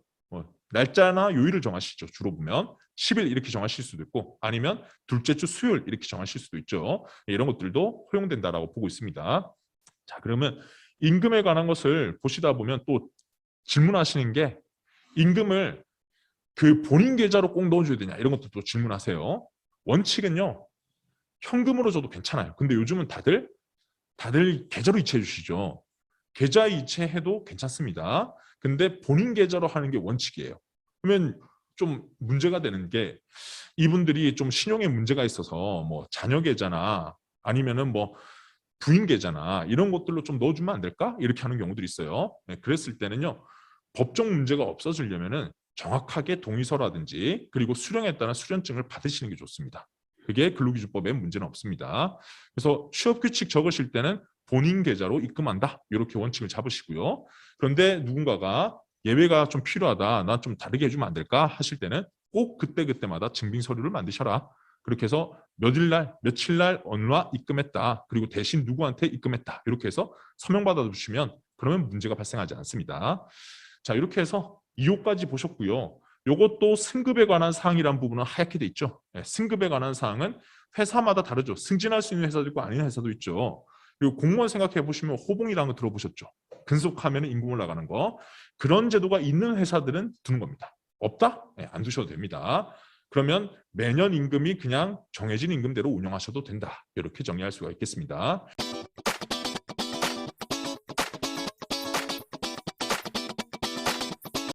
자, 다시 두 번째 시간 진행하도록 하겠습니다. 아까 제가 93조 2호까지 보다가 잠시 쉬었습니다. 이제 다시 93조 3호부터 시작을 해보겠습니다. 자, 어디까지 얘기를 드렸냐? 취업규칙이라고 하는 것을 작성해라라고 근로기준법에 돼 있고, 그리고 근로기준법 93조를 보시면은 되게 복잡하게 돼 있어요. 뭐 1에서 6 그리고 총 보시면은 13까지 무려 13개에 대해서 써라, 필수로 써라 이렇게 돼 있다고 말씀드렸죠. 네, 그러다 보니까 저도 노무사 되고 난 다음에 소상공인 분들이 취업규칙에 대해서 의뢰가 많이 들어왔었어요. 그런데 처음에는 그냥 저한테 설명 듣고 가서 만들어 보려고 하시더라고요. 근데 1에서 13까지 보고 나시니까 뭘 이렇게 많이 해야 되냐. 근로계약서는 한 장짜리잖아요. 끼케야 2장, 3장. 근데 이 취업규칙은 나중에 표준 취업규칙 고용노동부 한번 검색을 해보세요. 책이 나옵니다. 책이. 한 100페이지 나와요. 그런 걸 만들어야 되다 보니까 쉽지 않구나 이렇게 느끼시더라고요. 그리고 법에 있는 것들은 필수가 아니에요. 보면 꼭 해야 되는 것도 있고 아닌 것도 있어요. 그래서 처음에 만드실 때 어려움을 겪으신다. 그래서 이번 강의와 그 다음에 제가 표준 고용노동부 취업규칙에서 이런 것들은 빼라라고 하는 거, 이런 것들은 넣으시면 좋다 하는 걸 알려드리면은 훨씬 더 만들기 쉽지 않으실까 이렇게 생각을 합니다. 자, 2호까지 말씀을 드렸고요. 그 다음에 이제 3호부터 한번 가보겠습니다. 가족수당의 계산 지급 방법에 관한 사항이라고 돼 있고 3호는 다 하얗게 돼 있죠. 요거는 가족수당을 주는 회사는 넣고요. 없는 회사는 빼도 된다 이 얘기입니다. 그래서 필수는 아닙니다. 우리나라의 임금 제도는요. 최저임금법에 의해서 최저임금만큼만 주면 돼요. 그리고 어떤 회사들 보면 뭐 식대를 줘야 되는 거 아니냐 이렇게 물어보시는 분들이 있어요. 식대도 법에서 주라고 돼 있지 않아요. 법에서는 임금은 그냥 지금 현재 최저임금액 1시간 근무하면 얼마 있죠. 그것만 주라고 하시면 되는 거고 어떠한 임금 항목을 만들어서 무조건 줘야 된다. 그렇게 돼 있진 않아요. 자, 그럼 근로기준법상의 임금을 꼭 줘야 되는 거는 통상임금 내진 기본급이라고 불리는 그 시급 있죠. 그거랑 그 다음에 일주일에 소정근로 개근하면 나오는 주휴수당 있죠. 주휴수당하고 그 다음에 연장근로 하시게 되면 연장근로는 여러분들이 약속했던 근로시간보다 더 일을 하시면 연장근로수당을 줘야 돼요. 그 연장근로수당하고 야간에 일하시면 야간근로수당, 휴일에 일하면 휴일근로수당 이렇게 해서 법정수당은 요거밖에 없어요. 그러니까 식대를 줘라, 교통비를 줘라, 아니면 명절에 명절 휴가비를 줘야 된다, 성과가 좋으면 성과급 줘야 된다 이런 것들은 다 회사가 만드시는 겁니다. 회사에서 만드실 거면은 넣고요. 안 만드실 거면은 안 넣어도 되는 겁니다. 그래서 회사가 좀 기틀이 잡히시면은 그때는 2호에 있는 임금에 관한 것들을 집어넣으시더라고요. 예를 한번 들어드리면 어떤 음식점이에요. 근데 이 알바 하시는 서빙 하시는 분께서 서빙의 질이 점점 안 좋아지는 거죠. 그러다 보니까 서빙을 좀 잘했으면 좋겠는데 근데 제도화 해가지고 좀 경력금을 좀 좋겠죠. 그래서 만든 게 뭐였냐면요. 서빙을 잘 하셔서 직원들이 나가면서 투표를 하는 거예요. 고객들이요. 나가면서 이 직원 잘해요라고 하면 그게 누적되면은 그 직원을 1등으로 뽑아가지고 성과급을 주는 거예요. 근데 이거를 회사의 규정에 넣었습니다. 성과급도 많지는 않아요. 그냥 1등 한 서빙하는 직원에게 월 해서 한 5만 원, 10만 원 이렇게 주겠다는 거예요. 근데도 이게 기분이 좋잖아요. 그렇게 되니까 회사 사규 보여주고 직원들 취업할 때 보여주고 우리 회사는 이런 제도 운영한다라고 했더니만 직원들이 서로 스티커 받으려고 막 열심히 하는 거예요. 그렇게 되니까 이게 선순환이 또 되죠. 그런 것들을 운영하실 거면 집어넣는 거고 그렇지 않으면 그냥 최저임금으로 운영하시면 된다. 이렇게 보여드릴 수 있겠습니다. 자, 다음 이제 4호 한번 가보면요. 퇴직에 관한 사항이라고 돼 있죠. 퇴직에 관한 사항은 요즘 들어가지고 갑자기 사직서 쓰고 그냥 안 나오시는 분들 있죠. 심지어 사직서도 안 쓰는 분들 있죠. 잠수 타는 사람들. 그랬을 때 우리 회사는 어떻게 사직 처리하겠다. 이런 것들을 명시하는 겁니다. 예를 한번 들어보면요. 자, 사직하기 전에 적어도 한 달 전에 알려줘라. 그리고 사직서 제출해라. 만약 그냥 잠수 타서 뭐 며칠 이상 되면은 그때는 우리는 당연 종료하는 걸로 한다. 이런 것들을 규정을 만들어 놓는 거예요. 그렇게 해서 근로자한테도 미리 알려주는 겁니다. 직원들한테. 자, 우리 회사는 일주일 정도 잠적하시면은 그때는 해고 처리할 거예요. 이렇게 되면은 직원들한테 이미 주지가 됐잖아요. 그런데 만약 무단결근 해버리셨다? 그러면 그때 와서 우리는 사직 처리한다고 알리지 않았냐. 그러니까 나중에 노무 분쟁 갔을 때도 충분히 설명 줬고 우리 회사 사규에 있었다. 그런데도 무단결근했으니까 책임 있는 거다. 이렇게 얘기할 수 있는 거예요. 그렇지 않으면은 또 노동위원회 가시면 노동위원회가 또 뭔지 모르실 것 같은데 근로자가 임금체불이나 근로기준법 위반됐을 때는 노동청을 가요. 근데 해고 사건이나 징계 사건을 쌓을 때는 노동위원회를 갑니다. 그래서 노동부의 법원이다 보시면 돼요. 법원 같은 곳이 노동위원회. 그래서 뭐 해고하셨을 때는 노동위원회에서 오라고 그래요. 그러면 여기서 이제 심판을 하는 거죠. 그랬을 때 이제 가시면은 왜 사장님은 직원이 무단결근하면 오라고 하지 않았냐 뭐 이런 것들이 또 시비가 붙어요. 그랬을 때 우리 사규에 일주일 무단결근하면은 해고한다고 돼 있다. 그래서 내가 해고한 거다. 이렇게 얘기하면 깔끔하죠. 주장이 정리가 깔끔하기 때문에 이런 것들 적으시면 좋다는 겁니다. 그래서 원래는 퇴직할 때는요. 민법 얘기도 좀 해드리면 민법상으로는 한 달 전에 그만둔다고 해야 돼요. 그게 민법상의 원래 원칙입니다. 근데 노동법은요. 한 달 전에 그만둔다라고 꼭 해서 한 달 전에 사직서를 써야 된다고 돼 있진 않아요. 노동법에서는 근로자가 그만두고 싶을 때는 언제든지 그만둘 수가 있습니다. 그렇게 하지 않고 사직서 왜 한 달 전에 안 냈어? 너 한 달 있다 나가. 이렇게 하잖아요. 이렇게 할 때는 근로자한테 강제 근로가 될 수 있어요. 일하기 싫은 사람 억지로 일시키는 거잖아요. 그래서 그냥 당일날 사직서 쓰고 나가도 괜찮다. 이렇게 됩니다. 근데 이걸 이제 정리를 하셔야 되겠죠.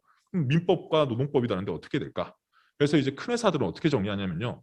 사직서를 제출한 날짜부터 한 달 뒤에 효력 발생한다. 이런 식으로 처리합니다. 그러면 그때 기간은요? 그때 기간 동안은 무단결근을 처리하는 거예요. 어차피 임금 발생 안 하잖아요. 어차피 결근하셨고. 그래서 회사 나가는 데는 아무 지장이 없어요. 하지만 회사 입장에서는 다음번 사람 구할 때까지 시간도 벌어야 되고요. 그리고 무단결근했을 때는 근로자한테 또 불이익도 발생해요. 뭐 퇴직금이나 이런 것들에 불이익도 있거든요. 이런 것들까지 대비할 수 있기 때문에 미리 장치를 좀 만들어 두는 경우가 있습니다. 이런 것들도 활용하시면 좋겠고요. 또 5호 한번 내려가 보겠습니다.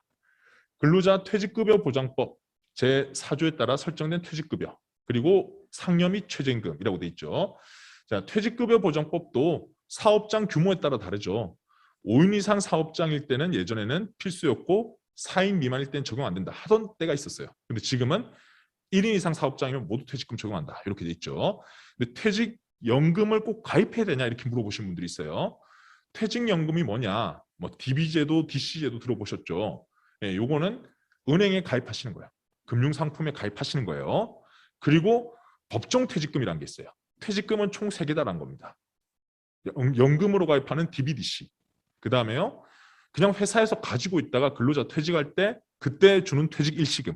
이렇게 3개 제도가 있어요.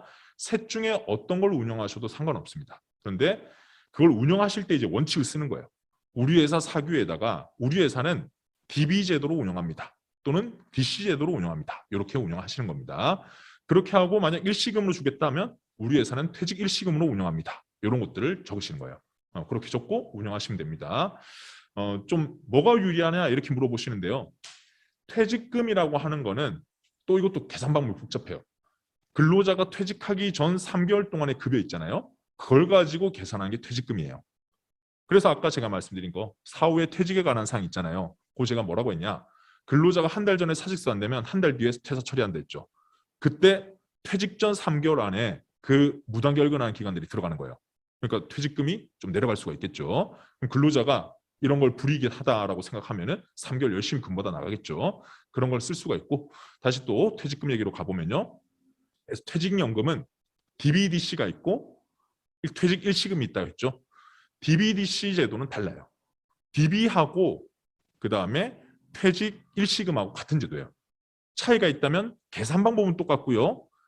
DB 제도는 은행에서 운영을 하는 거예요. 퇴직 일시금은 여러분들이 가지고 있다가 지급하는 겁니다. 그래서 누가 주냐가 좀 다르겠죠. 그 다음에 DC 제도는 차이가 있다면 퇴직금은 12분의 1로 계산해 주는 거예요. 계산 방법이 다르다 이렇게 보이시죠. 그래서 DC 제도는 편한 게 그냥 1년 연봉 있잖아요. 1년 연봉의 12분의 1을 그냥 납입하시는 거예요. 뭐가 편하냐 이렇게 애들 물어보시는데 저는 DC 제도가 운영은 편하더라. 왜? 근로자가 운영하거든요. 우리는 납입만 해주면 돼요. 사장님은 납입만 해주시면 근로자분들이 그 펀드 계좌에 들어가 있다 생각하시면 돼요. 그럼 납입금을 본인들이 운용하는 거예요. 그래서 만약 펀드를 투자를 잘했잖아요. 수익이 나잖아요. 수익이 나면 근로자가 더 가져갈 수 있는 거예요. 근데 저희는 납입만 해주면 끝이니까 계산도 12분의 1이니까 편하죠. 근데 DB 제도나 퇴직이 시금은 퇴직할 때 퇴직금 가지고 계산하니까 매년 최저임금 올라가는 것도 생각해 보셔야 되고 마지막 3개월의 날짜 수도 왔다 갔다 하고 계산 방법이 좀 복잡할 수 있어요. 근데 어떤 게 유리하다라고는 단정 지을 수 없습니다. 왜냐하면 마지막 세 달이 어떻게 되냐가 다를 수 있기 때문에 그렇죠. 자, 이렇게 말씀드렸고 그런 것들을 미리 정하시면 좋다 이렇게 말씀드렸고 최저임금에 관한 사항이라 되어 있는데 최저임금은 최저임금법에 의한 것으로 그냥 바로 가름이 됩니다. 그래서 우리는 최저임금은 최저임금법에 의한다 하고 우리 회사의 기본급은 얼마다 이렇게만 하시면 되는 겁니다. 이건 별로 신경 안 쓰셔야 되겠고 상여금은 제가 하얗게 표시해놨죠. 상여금은 굳이 적용되지 않아도 된다. 상여가 뭐냐? 상여가 우리나라에선 성과급 내지는요. 3, 6, 9, 12 이럴 때 정기적으로 나오는 정기상여금 제도로 운영하는 회사들이 있는데 이건 꼭 운영하지 않아도 되는 겁니다. 운영하셔도 되고 안 하셔도 되고 이렇게 돼 있습니다. 자, 다음 6호 가시면 근로자의 식비, 작업용품 부담에 관한 사항이라고 돼 있죠. 근로자 식비는 뭐냐? 식대 얘기입니다. 식대. 근데 이것도 하얗게 돼 있죠. 하얗게 돼 있으니까 운영하실 거면 집어넣고 아니면 빼도 되는 거예요. 근데 운영하시는 때 좋은 거는 이제 비과세 때문에 그렇죠. 세무 문제는 나중에 세무 강의 때 들으시는 걸로 하고 그렇게 기재가 돼 있으면 이제 국세청이나 이런 거 증빙할 때도 우리 회사는 식비를 운영하고 있습니다. 식대 운영하고 있습니다. 이렇게 증빙이 되겠죠. 뒤에 가시면 작업용품의 부담에 관한 사항 요거는요. 근로자분들이 어떤 이제 의류라든지 아니면은 뭐 신발이라든지 이런 것들이 꼭 필요한 회사들이 있죠. 이런 회사들은 직원분들이 이걸 요구하는 경우들이 있어요. 그랬을 때 이 부담을 누가 한다. 우리는 어디까지 지원해 준다. 이런 것들을 명시하는 겁니다. 이것도 미리 돼 있으면은 나중에 분쟁이 없더라. 근데 최근에 제가 있었던 일을 하나 말씀드리면요. 작업용품을 회사의 비용으로 어쨌든 사주는 거잖아요. 그렇게 한 다음에요. 1년 동안 쓰는 건데 1년 안 쓰고 중도에 퇴사하면은 작업용품비 받겠다. 이렇게 한 회사가 있었어요. 이건 좀 위험합니다. 이것도 지금 적혀 있지는 않지만은 제가 사이드로 한번 말씀드려 보면 그 비용에 대해서 근로자들한테 환수하시는 거 있잖아요. 이게 근로기준법 위반의 소지가 있어요. 근로자가 1년을 근무해야 되는데 근무하지 않고 중도에 퇴사했다는 이유로 임금이나 정해진 돈을 가져가시는 거. 이걸 우리가 근로기준법에서는 위약금 내지는 손해배상의 계정 이렇게 부르거든요. 근로기준법 제20조에 있습니다. 무효입니다. 무효. 그래서 작업용품을 사주셨다라고 생각하시면요. 거기에 대해서 만약 수선비가 필요하다면 근로자한테 수선비 네가 내야 돼. 중간에 그만뒀으니까 이거 수선하고 원상복구하고 가. 이렇게 얘기는 할 수 있어요. 하지만 임금에서 공제하시거나 아니면 중도 퇴사했으니까 뭐 근로자 일시금을 상환해라 이렇게 나오시는 것들은 위험하다. 이렇게 미리 말씀을 드립니다. 자, 그래서 그냥 사줬다 생각하셔야 돼요. 줬다 생각하고 그냥 근로자한테 지급했다 하시면 쉽겠습니다. 자, 7번 내려가시면요. 근로자를 위한 교육시설에 관한 사항이라 돼 있죠. 이것도 하얗게 돼 있죠. 취업규칙에 꼭 넣어도 되고 안 넣어도 되고 있으면 넣는 거예요. 그다음에 8호 가시면요. 출산 전후 휴가, 육아휴직, 근로자 모성보험 및 일가정 양립 지원에 관한 사항. 말들도 어렵죠. 출산 전후 휴가가 뭐냐면요. 예전에 출산 휴가. 근데 출산 전후가 붙은 이유는요. 이것도 근로기준법 얘기를 좀 해드려야 될 것 같은데 출산을 하면은 휴가 90일을 쓸 수 있죠. 다태아라 그러죠. 쌍둥이 이상. 그럴 때는 날짜가 더 붙습니다. 근데 저는 아이 하나만 낳았다라고 가정을 해볼게요. 그럼 90일이에요. 근데 90일인데 출산 전 45일을 쓸 수 있고 출산 후 45일을 쓸 수 있습니다. 요거를 뒤에로 미루는 건 괜찮아요. 그러니까 출산 전 30일 쓰고요. 출산 후 60일 쓰는 건 괜찮아요. 근데 출산 전 60일 쓰고 출산 후 30일 쓰겠다. 이건 안 돼요. 무조건 출산 후에는 45일이 보장돼야 됩니다. 그래서 우리가 표준은 45, 45 이렇게 주는 거예요. 여기서 그럼 또 질문하시죠. 출산 예정일이 꼭 맞진 않잖아요. 그렇죠. 출산 예정일이 원래는 10월 5일이었는데 10월 7일 이렇게 뒤로 밀릴 수 있죠. 그러면 뒤가 45일이 안 되죠. 그럼 뒤에 날짜를 더 플러스 해주셔야 돼요. 그러면 90일이 아니라 92일 이렇게 갈 수도 있겠죠. 그게 근로기준법 원칙이고 대신 휴가가 길어졌다 해서 우리가 무급이지 유급은 아닙니다. 그래서 휴가 일수는 길어질 수 있다. 이렇게 하시면 되겠고요. 그 얘기가 출산 전후 휴가다. 이렇게 보시면 되겠고요. 그다음 육아휴직이라는 게 있죠. 육아휴직도 소상공인한테 적용되냐 이렇게 물어보시는데 1인 이상 적용됩니다. 네, 그래서 직원분들이 육아휴직 가겠다 하면은 보내주셔야 돼요. 그리고 육아휴직을 썼다는 이유로 출산 전후 휴가를 썼다는 이유로 불이익 주면 그거 벌칙 셉니다. 네, 그렇기 때문에 육아휴직은 보내준다라고 생각을 하십시오. 자, 육아휴직은 1년이죠. 1년. 1년이고 거기에 대해서 기간은 잘랐을 수도 있어요. 근로자분들이 1년 중에서 뭐 3개월, 3개월 이렇게 나눠 쓰겠습니다. 이렇게 할 수도 있습니다. 그래서 지금 이제 개정된 게 원래는 1회만 나눠 쓸 수 있었는데 총 2회까지도 나눠 쓸 수 있다. 3등분을 낼 수 있는 거예요. 이렇게 지금 바뀌고 있습니다. 근데 요거는 회사하고 미리 상의를 해야 되니까요. 충분히 이제 쓰는 방법들을 상의하실 수 있어요. 상의하시고 그리고 그 기간에 이제 대체 근로자 뽑으시고 이렇게 할 수가 있습니다. 나중에 이제 저희 네 번째 시간이 노무 네 번째 시간이 지원금 얘기가 있던데요. 지원금 때 보면 이 출산휴직 때, 육아휴직 때 다른 근로자, 대체 근로자 채용하면 또 지원금 나오는 게 있어요. 그런 것들 또 활용하시면은 또 인건비 조금 세이브하면서 인력에 대한 그 낭비나 아니면 부족한 부분을 채울 수도 있습니다. 요거 좀 말씀드렸고 뒤에 또 가보시면 근로자 모성보험 및 일가정 양립 지원이 되는데 모성보험은 뭐냐? 요거는 수유 시간이라는 게 있어요. 수유 시간은 출산하신 분들 있죠? 네, 이분들이 1일에 한 번에 30분, 총 2번. 그래서 법정 휴게 시간 1시간 하고요. 그 다음에 수유 시간 1시간에서 총 2시간의 휴게 시간을 가져갈 수 있어요. 그뿐만 아니라 또 뭐가 있느냐? 임신기 근로시간 단축 제도가 있어요. 그거는 임신하셨을 때 12주까지 앞에서 12주요. 그 다음에 뒤에 36주 이후부터 있죠. 여기에서는 또 근로시간을 2시간 줄일 수가 있어요. 그렇게 해서 6시간 일하면서 돈은 8시간 가져가는 겁니다. 이런 것들은 법정 필수기 때문에 무조건 들어가야 돼요. 그 다음에 최근에 있는 일가정 양립 지원에 관한 법률 중에서는 육아휴직 말고요. 가족돌봄 휴직이라고 들어보셨을 거예요. 가족돌봄 휴가, 가족돌봄 휴직. 네, 그래서 뭐 부모님이 아프신데 아무도 돌볼 사람 없어. 그럼 근로자가 90일까지 휴직을 쓰겠다. 또 예를 들면 지금 코로나라서 아이들이 지금 학교를 안 가요. 근데 지금 밥 챙겨줄 사람이 없어요. 이럴 때 또 휴직이나 휴가를 쓸 수 있다 하는 제도들이 가족돌봄 휴가, 휴직이 있습니다. 이런 제도들도 제가 다 말씀드리기에는 너무 복잡하게 돼 있어요. 그래서 그냥 거의 대부분 법에 있는 내용을 복사 붙여넣기 하시거든요. 문제는 이제 법이 너무 많이 바뀐다는 거죠. 코로나 때 또 바뀌고 2019년도에 대대적 손질하시고 계속 바뀌었거든요. 그래서 여러분들 중에 만약 취업 규칙을 2021년에 한번 손봤다 하시는 분들은 아마 최신 버전일 거예요. 근데 그렇지 않은 분들은 예전 법으로 돼 있지 않을까라고 생각합니다. 네, 그런 분들은 한번 법 체크하셔가지고 이 최근 법으로 옮겨 놓으셔야 된다. 안 그러면 아까 말씀드렸죠. 근로감독 나와서 이거 업데이트 왜 안 하셨냐 이렇게 또 지적이 되는 겁니다. 네, 그런 것들을 미리 챙겨보면 좋겠는데 법제처 가시면 돼요. 법제처 홈페이지 가시면은 언제 개정됐는지가 나와 있어요. 그래서 그 날짜 보시면서 그 전에 내가 취업 규칙 만들었다면 무조건 반영 안 됐을 겁니다. 그래서 그 날짜 보시면서 체크를 하시면 좋겠습니다. 자, 밑에 또 가보면요. 출산 전후 휴가나 육아휴직이라든지 이런 것들은 이 정도로 마치도록 할게요. 원래는 더 깊은 얘기들인데 그것만 가지고도 원래 3시간, 4시간 강의짜리라서 이 정도로 줄이겠습니다. 그럼 9번 안전과 보건에 관한 사항이라 돼 있죠. 네, 요거는 어떻게 해야 안전하다라는 디테일한 내용들이 아니에요. 그래서 안전을 위해서 우리 회사가 어떤 노력을 한다라는 내용들이 들어갑니다. 그래서 뭐 안전보건 규정을 산업안전보건법 지키겠다 이 정도 내용들로 들어가고 디테일하게 뭐 의자 각도는 몇 도가 돼야 되고 온도는 몇 도가 돼야 되고 이런 것들이 들어가지는 않습니다. 근데 있긴 있어야 된다라고 말씀을 드리고요. 9-2라고 돼 있죠. 네, 이건 성별, 연령, 신체 조건, 특성에 따른 사업장 환경 개선에 관한 사항 하얗게 돼 있죠. 그러니까 안 써도 됩니다. 10호 가시면 업무상 업무 외 재부조에 관한 사항이라고 돼 있죠. 자, 업무 외 재부조가 뭐냐?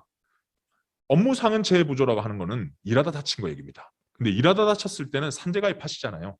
그냥 산재로 처리하시면 돼요. 근데 업무 외 부조라고 하는 것은 직원이 퇴근한 다음에 집에 가다가 그래도 집안에서 뭔가 사고가 났어요. 그랬을 때 우리가 병문안 가면서 금일봉을 좀 줘야 되는 건가? 병원비 지원해야 되는 건가? 회사가 규정을 두면 줄 수 있는 거죠.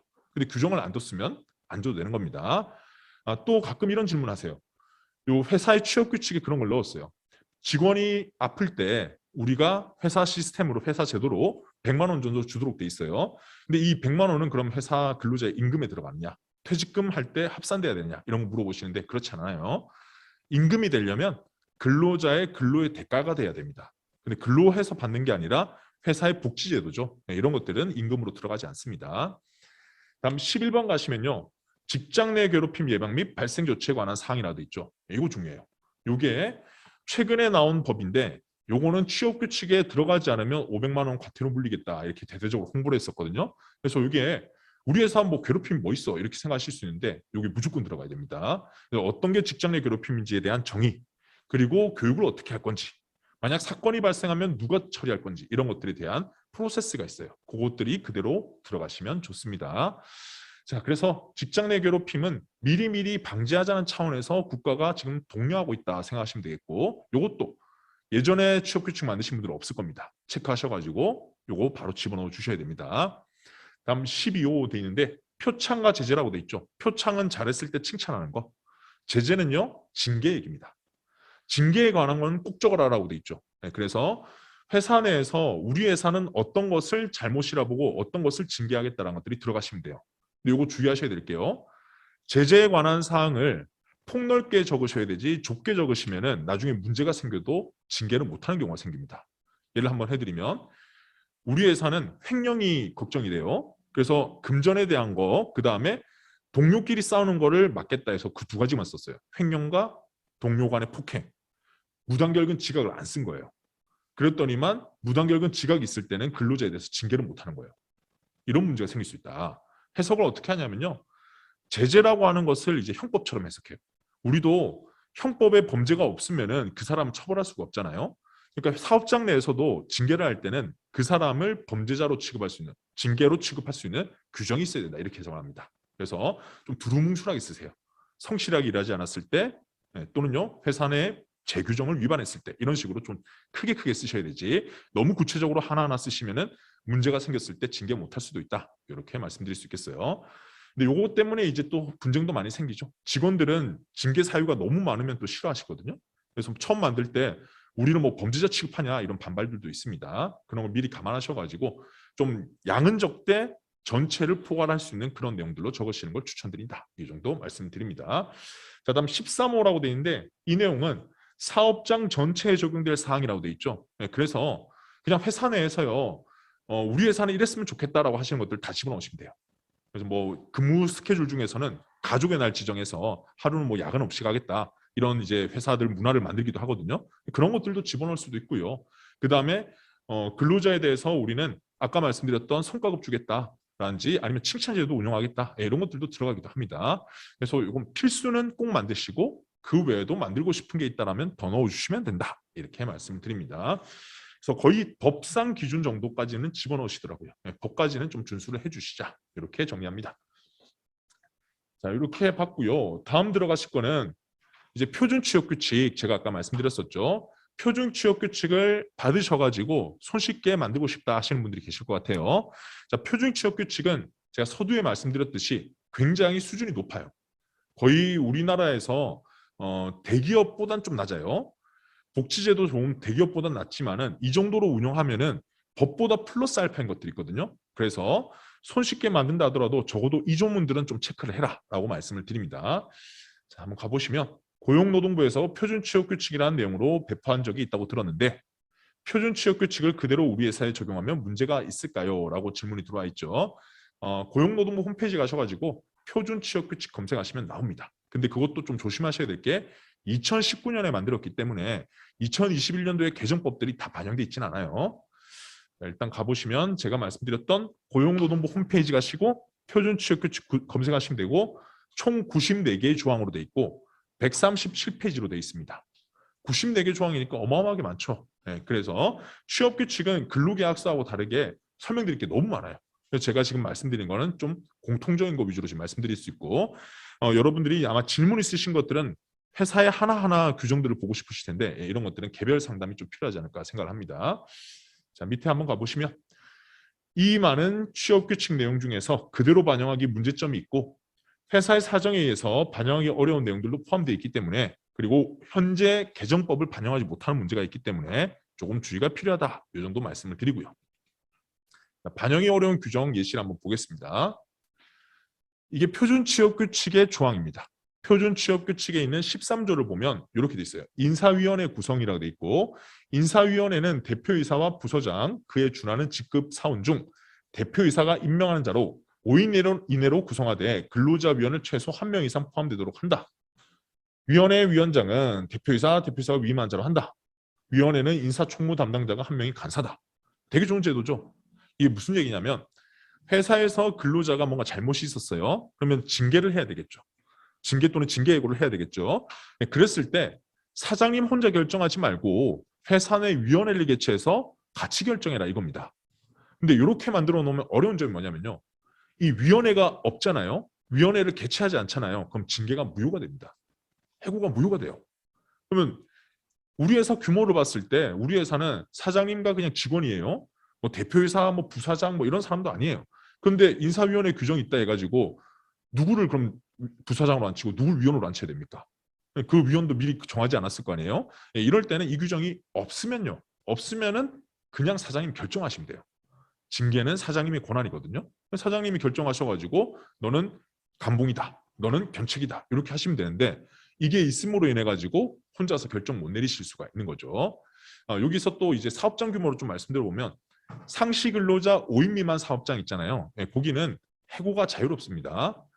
우리나라의 근로기준법은 23조 1항에 정당한 이유가 있어야 해고할 수 있다 이렇게 돼 있어요. 근데 5명 이상 사업장일 때는 정당성의 이유로 갖춰야 돼요. 그 정당성이라 하는 거는요. 해고 기준 말씀드릴게요. 해고 기준은 판례가 뭐라고 하냐면요. 더 이상 근로관계를 지속하지 못할 사정이 있어야 된다. 이렇게 돼 있어요. 그러니까 이 사람하고는 누가 보더라도 이제 일 못할 사람이야. 그 정도까지 가야만 해고할 수 있습니다. 우리나라는 굉장히 해고가 힘든 나라예요. 근데 5인 미만이잖아요. 5인 미만일 때는 지금 말씀드린 23조 1항이 적용이 안 돼요. 그래서 그냥 직원이 좀 문제가 있다라고 하면 내일부터 안 나오셔도 됩니다. 해도 되는 게 5인 미만이에요. 근데 5인 이상은 꼭 23조 1항의 정당성을 갖춰야 돼서 징계할 때나 해고할 때 정당성을 갖춰야 되는데 이게 쉽지가 않더라. 분쟁이 발생하면 어디로 가느냐? 노동위원회 가시는 거예요. 그럼 해고 잘못했을 때도 한번 말씀드려 볼까요? 해고를 잘못했을 때 근로자가 노동위원회 가서 이기고 돌아오잖아요. 그러면 해고로 근무하지 못했던 기간에 임금을 다 줘야 됩니다. 그래서 좀 나쁘게 악용하시는 분들도 있습니다. 나쁘게 악용하시는 분들은 해고는요. 해고된 때로부터 3개월 이내 구제 신청할 수 있어요. 3개월까지는 구제 신청 들어가면 이제 노동위원회 가시는데 법원을 갈 수도 있고 노동위원회 갈 수 있는데 노동위원회 택하는 이유는요. 노동위원회에서는 국선 노무사, 국선 변호사가 붙어요. 월급 250만 원 이하면은 국가에서 선임을 해줍니다. 그러면 이제 무료로 조력을 받죠. 그리고 판단도 되게 빨리 나와요. 지방노동위원회 판단 기준 보면 접수한 때로부터 60일이 나옵니다. 그러면 벌써 일 안 한 지 3달 동안 기다렸다가 노동위원회 갔어요. 그 다음에 부당해고 판단받는데 2달 걸렸죠. 그런 다음에 노동위원회 판정서라는 판결문 받는데 또 1달 걸리거든요. 6개월을 부당해고 판정받으면 6개월치 임금을 주면서 다시 복귀시켜야 돼요. 어마어마한 리스크가 있죠. 그래서 웬만하면은 처음부터 불만 있다고 해고하는 게 아닌 거예요. 일단 징계라는 절차를 좀 밟으면서 차근차근 수위로 올라가는 거고 징계 해고할 때도 최대한 좀 자제하시면서 이 정도면 진짜 같이 못하겠다 하는 정도까지 가셔야 된다 이렇게 말씀드릴 수 있겠어요. 자, 이것도 또 징계나 해고 잘하는 방법 이런 것들은 또 강의가 또 긴 시간이기 때문에 이 정도로 줄이도록 하겠습니다. 자, 다시 이제 얘기를 해보면 그래서 표준 취업 규칙은요. 징계나 해고할 때 정당성 갖추라고 인사위원회 규정이 있습니다. 근데 이거는 회사에서 운영하기가 힘들 수 있다. 사업장 규모에 따라서 필수도 아니다.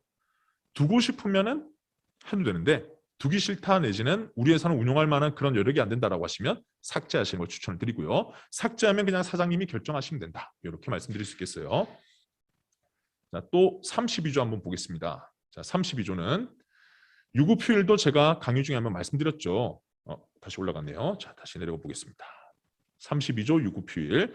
표준취업규칙 제32조의 유급휴일 조항인데 1항 가시면 1주 동안 소정근로일 개근한 사원에게 일요일에 유급주의를 부여한다라고 돼 있죠.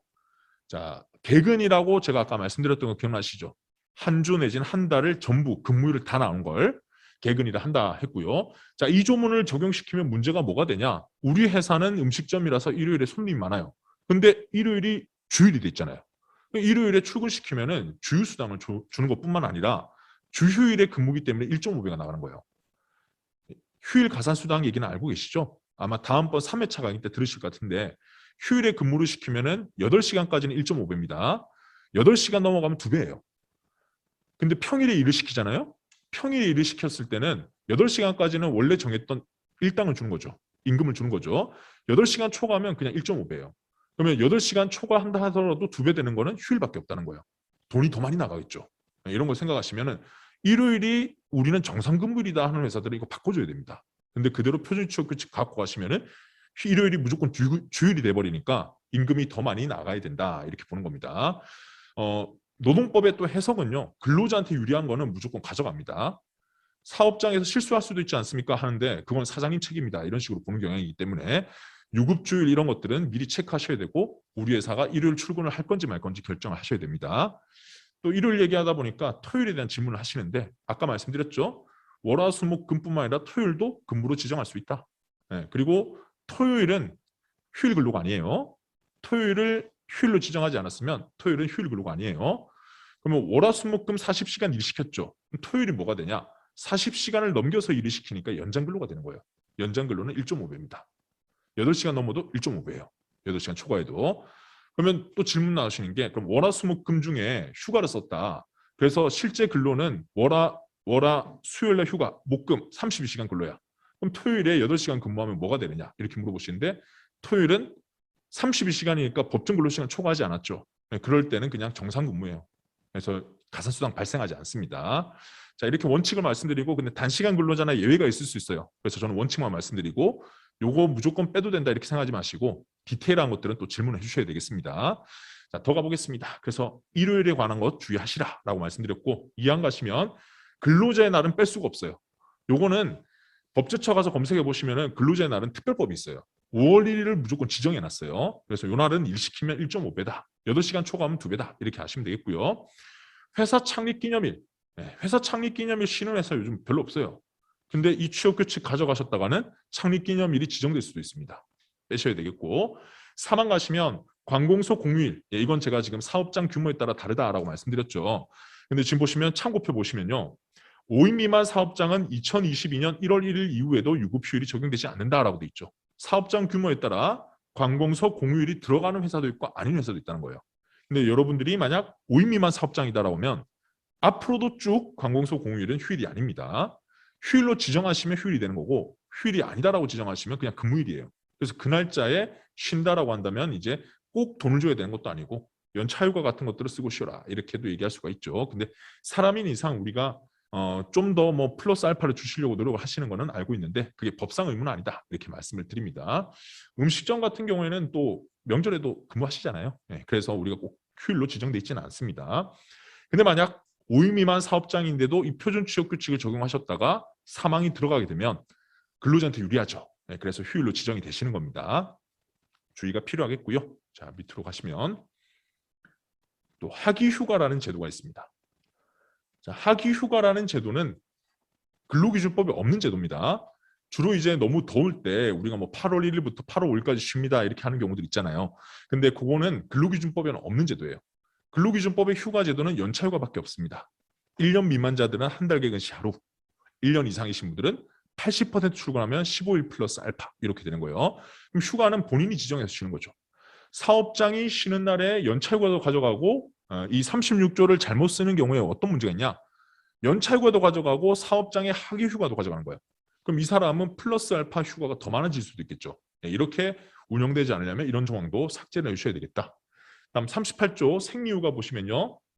여성 사원이 청구하는 경우 월 1일에 무급 생리휴가를 부여한다. 근로기준법에 있는 내용입니다. 근데 문제는 5인 미만 사업장은 생리휴가가 없다. 적용 되지 않는다. 이렇게 돼 있어요. 이런 것도 이제 사업장 규모에 맞춰가지고 여러분들이 적용할지 말지를 결정하셔야 되겠죠. 그냥 병가제도도 보시면요.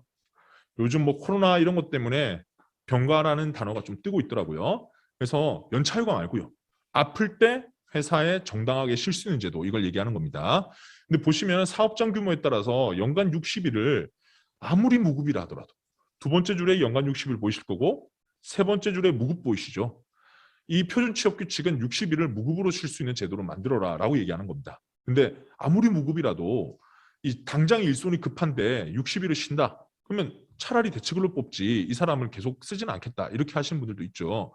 자, 그래서 병가제도도 이거 필수가 아닙니다. 근데 두고 싶다 하시면 넣으면 되고요. 두고 싶지 않다. 우리 회사 너무 부담이 크다 하시면은 안 둬도 돼요. 그럼 휴가는 아까 말씀드렸듯이 연차휴가밖에 없는 겁니다. 연차 휴가로 아플 때 치료받으면서 쉬게 한다. 여기까지는 법상으로 보장되지만 그 이상의 휴가는 없는데 표준 취업 규칙을 그대로 복사 붙여넣기 하시다 보면 병가 같은 것들도 생길 수 있다. 이렇게 말씀드린 거고요. 자, 다음 가시면 54조 해고라고 돼 있죠. 자, 해고 조문은 제가 아까 말씀드렸던 내용 바로 밑에 마지막 줄만 보시면 돼요. 5인 미만 사업장은 해고가 쉽다라고 말씀드렸죠. 근데 5인 이상 사업장은 해고가 어렵죠. 그래서 54조 규정을 또 5인 미만 사업장에 적용해버리면 사업장 규모에 따라 해고가 힘들어질 수도 있습니다. 그리고 이 사유도 보시면 뭐 신체 정신 장애로 직무 감당할 수 없다 될 때 휴직자 7일경과 징계위원회 징계해고 이렇게 돼 있는데 요것보다도 더 무시무시한 것들도 있을 수 있죠. 바로 그냥 해고시킬 수 있대. 예를 들면요. 이 직원이 밖에 나가서 술 먹고 싸움해가지고 지금 형사상으로 구속이 됐어요. 그래서 지금 몇 년의 유죄 판결이 나올지 모르겠어요. 그럴 때 우리가 해고를 못한다. 이것도 좀 힘들어질 수 있겠죠. 당장 일손이 비면은 해고할 수 있어야 되는 거 아닌가요? 이렇게 물어보시는 분들도 있어요. 그런 것들을 미리 넣어야 된다는 거예요.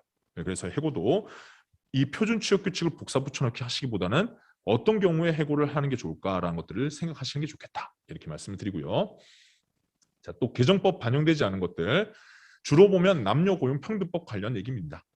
육아휴직 같은 경우에 보시면 두 번째 줄 가시면은 육아휴직이나 육아기 근로시간 단축할 땐 각 호 하나를 선택해서 사용할 수 있다. 돼 있고 1호 1회 한정한다. 나누어 쓸 수 있는 게 1회 한정이다라고 돼 있죠. 근데 제가 아까 말씀드렸듯이 지금 현재는 법이 개정돼서 육아휴직을 2번 나눠 쓸 수 있어요. 총 3등분해서 쓸 수 있습니다. 이런 법도 반영이 돼야 되고요.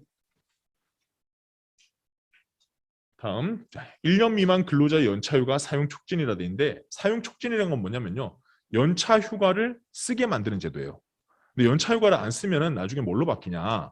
휴가를 안 쓰고 모아두면 나중에 돈으로 바뀝니다. 이 월급이 좀 적은 회사들은요, 또는요, 뭔가 이 연차 휴가비를 가지고 자기가 뭔가 물건 사고 싶다 이런 분들은 휴가를 안 가세요. 그런 다음에 나중에 돈으로 바뀌는 걸 원하세요. 근데 회사 입장에서는 돈으로 주는 게 부담스러울 수 있죠. 차라리 그냥 나눠서 직원들끼리 돌아가면서 쉬는 게 좋을 수도 있잖아요. 그럴 때 쓰는 게 사용 촉진 제도입니다. 이 사용 촉진 제도도 설계하기 좀 까다로운데 어쨌거나 정해진 날짜에 휴가 쓰세요 하고 통보해주고 그다음 근로자의 휴가를 지정하면 근로자가 휴가를 가야 돼요. 안 가면 근로자 책임이에요. 이렇게 되는 게 촉진 제도인데 이 제도가 1년 미만자들도 적용될 수 있도록 바뀌었거든요. 근데 그게 반영이 안 돼 있어요. 다음 뭐 탄력적 근로시간제, 선택적 근로시간제 이런 제도가 있는데 이거는 개념만 말씀드릴게요. 탄력적 근로시간 제도는요. 지금 현재 입법된 건 6개월까지 돼요. 6개월까지는 3개월은 40시간보다 더 일하는 거예요. 3개월은 40시간보다 적게 일하는 거예요. 그래서 평균 내서 6개월 평균해 보니까 일주 40시간 일한다. 그럼 연장 근로수당 안 줘도 된다. 이렇게 하는 제도가 탄력적 근로시간입니다. 선택적 근로시간 제도는요. 이 코로나 시대에 근로자가 꼭 출근하지 않고 재택근무하면서 근무 시간을 자기가 왔다 갔다 하는 거예요. 주로 보면 근로자가 자유롭게 일해도 성과가 나오는 회사들 있죠. 그런 경우들이 선택적 근로시간제를 도입합니다. 그래서 연구직이라든지 아니면은 뭐 논문 쓴다든지 연구한다든지 아니면 디자인한다든지 이런 사람들이 적용하기가 좋은 제도고요. 그다음에 임금 명세서 교부 의무는 현재 11월 19일에 시행될 건데 이 부분도 아직 반영이 안 돼 있어요. 그래서 이런 것들도 반영이 필요하다. 그래서 표준 취업 규칙은 복사 붙여넣기 한다고 끝이 아니고 손보는 게 필요하다라는 게 저희 결론입니다. 자, 이렇게 해서 지금 설명드릴 부분은 끝이 났고요. 작성해두면 좋을 부분 이런 거는 개념만 보실게요. 출퇴근 시간에 대한 것은 미리 적어놓는 게 좋습니다. 그래야 몇 시까지 우리가 9시까지 출근인데 9시 5분 오면 지각으로 볼 거냐 안 볼 거냐 이런 것들을 미리 설정해 놓은 거예요. 그래야 근로자한테 나중에 문제를 삼을 수가 있습니다. 그리고 근로자가 출근 안 할 때는 말없이 사라지지 말고 결근할 때는 어떤 프로세스 밟아라. 미리 전화하고 허락받아라. 이런 것들을 만들 수가 있어요. 자, 지각 조퇴도 방금 말씀드린 거. 그다음에 징계에 관한 규정들도 미리 잘 짜놓으면 회사의 규율을 만들 수 있다. 이렇게 말씀드릴 수 있겠습니다. 그래서 결론을 내려보면요. 취업규칙 사규는요. 이거 다 설명드려서요. 밑으로 쭉 가시면 자, 취업규칙은 회사의 법률이고요. 이 법률은 회사의 시스템입니다.